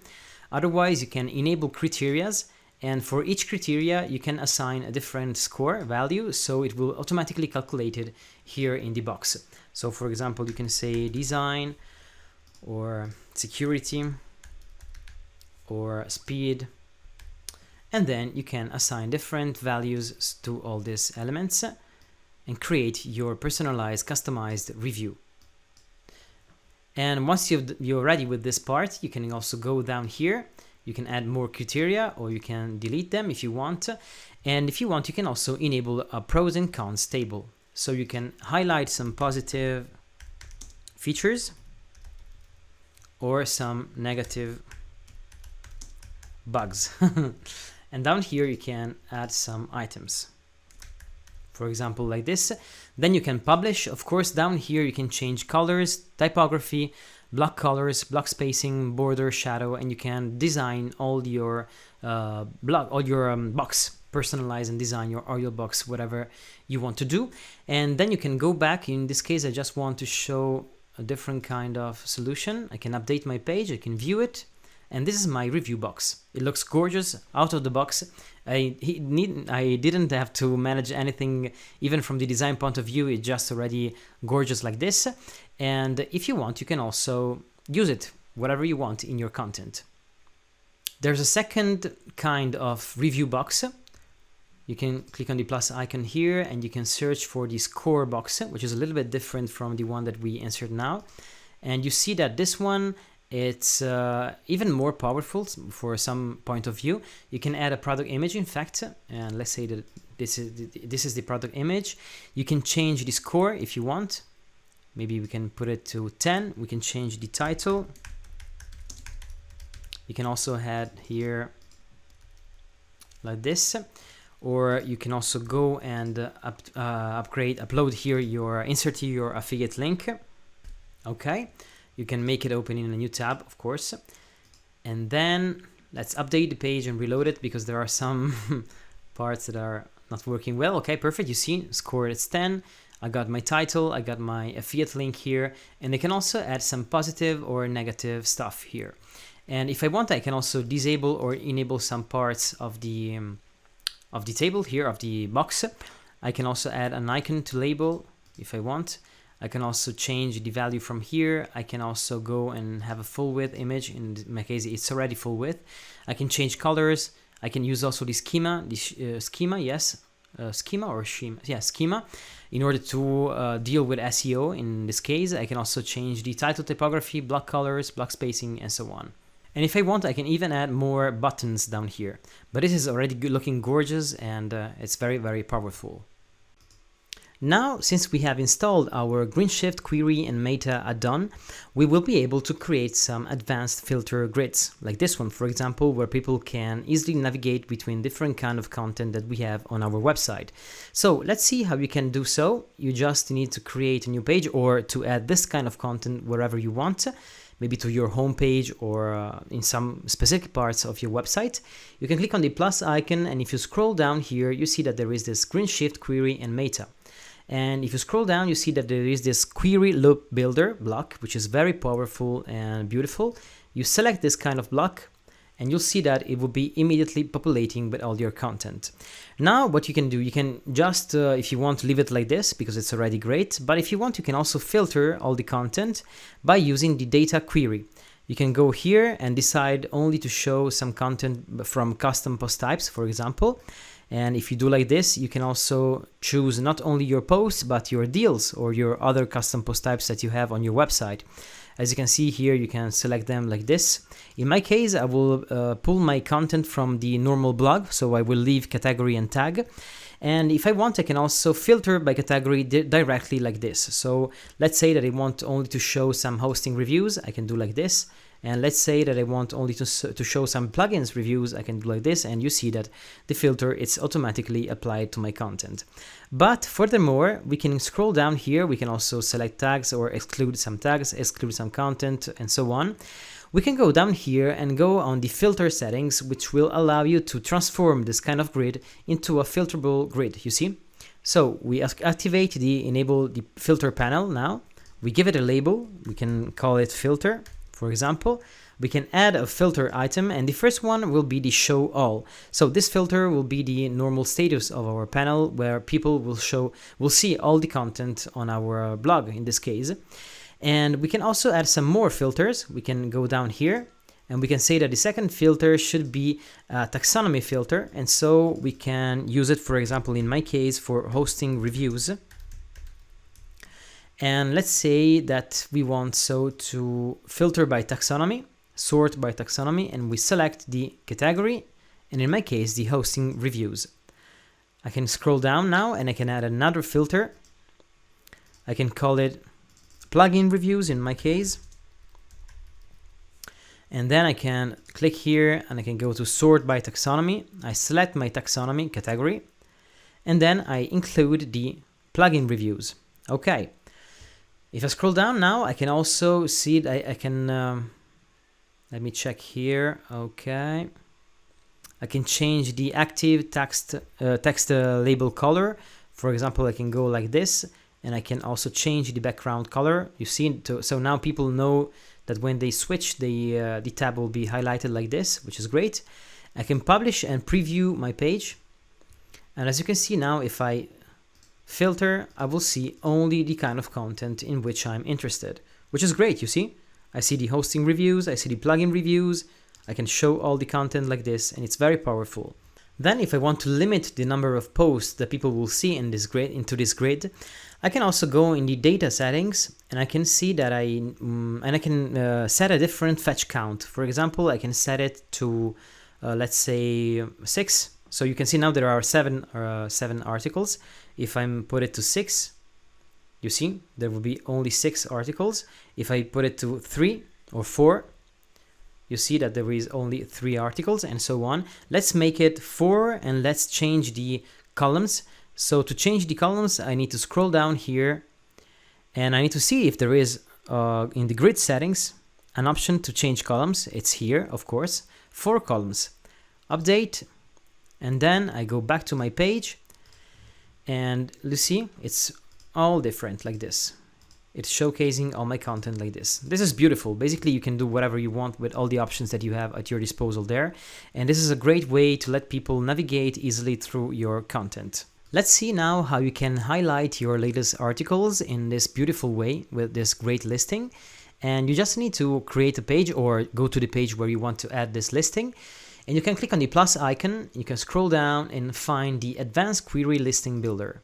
You select this one, you click on it, And in the right side, you can set all the different kind of elements. So for example, you can change the source of these elements. You can choose the post category or tag, which is the most common one. Or if you have some custom post types, you can do like this, and you will be able to choose the custom post type from which you want to pull data. And in my case, I will stay with my post category or tag. And you can even filter by category. Let's say that you want only to showcase your latest hosting reviews, for example, and you can say list featured hosting articles. Or if you want, you can also change the filter here, and you can show not only your hosting reviews, but also your plugin reviews and so on. You can filter whatever you want if you need it. If you don't put any filter, you will see all the categories of your blog. And then you can scroll down here, you go to data settings, you can choose how much articles you want to show here. In my case, maybe I'll show the 5 latest one or the 3 latest articles like this. And then I can also use an offset if I don't want to show also the last one, or you can see here that if I put 1, for example, the last one won't be inserted into this list. And also if I do 2, the 2 last one articles won't be displayed in the list, and so on. This is because maybe you want to show the latest ones in another way, in a more highlighted way, and this is just an advanced rule. Now when we go to the build settings, we can enable some options, or we can also disable some options. We can disable the image if we want. We can also disable the read more link, disable the numbers if you don't need them. Or you can also decide how you want to show the content, decide the heading tag. You can even place some shortcodes inside the area here. You can disable the excerpt if you want. You can also add a toggle block link. You can add a disclaimer meta key. You can also do whatever you want here. It's very powerful. You also have this meta panel, filter settings, heading typography, and so on. You can even here enable the filter panel if you want. You can basically do whatever you want. So it's very, very powerful. And you will be able to show your content like this in a very easy way. And now if you click update, let me show you how it will look on your website. It will be very beautiful and gorgeous. So this is the featured articles. For example, you can place them wherever you want, and it's a very powerful solution if you want to showcase your content in a very professional way. Now, if you want to display your content with this beautiful carousel slider, you will be able to do so by using a very, very cool feature, a very cool block, which is this one. You click on the plus icon and you scroll or you search for slider, and you can see that there is this query slider builder. And when you add it to your page and you update your page, you will be very, very happy to see that it's already out of the box beautiful, you see? And how you can do to manage it, it's very easy. You can go back to your page now, and when you select your slider here, you can modify and customize all your appearance and manage the working of the slider. For example, you can also enable autoplay so that it will be enabled like this and will automatically show all your content. You can enable also the grab cursor. This is great because you can also do so on mobile, for example. And then you can scroll down. You can also decide how many items you want to be visible per row. Let's say that you want to make them 4. Okay. Then we can scroll down here. You can go and adjust the spacing, slider margin, border active items, arrows, bullets, and so on. Maybe the arrows, we can make them more visible. For example, the background color like this. And we can also have a border radius if you want. So you can have it like this. They are beautiful. And we can also update now and just go and view our page. So basically we have just modified a little bit our slider, and you see it's very easy to customize it as you want.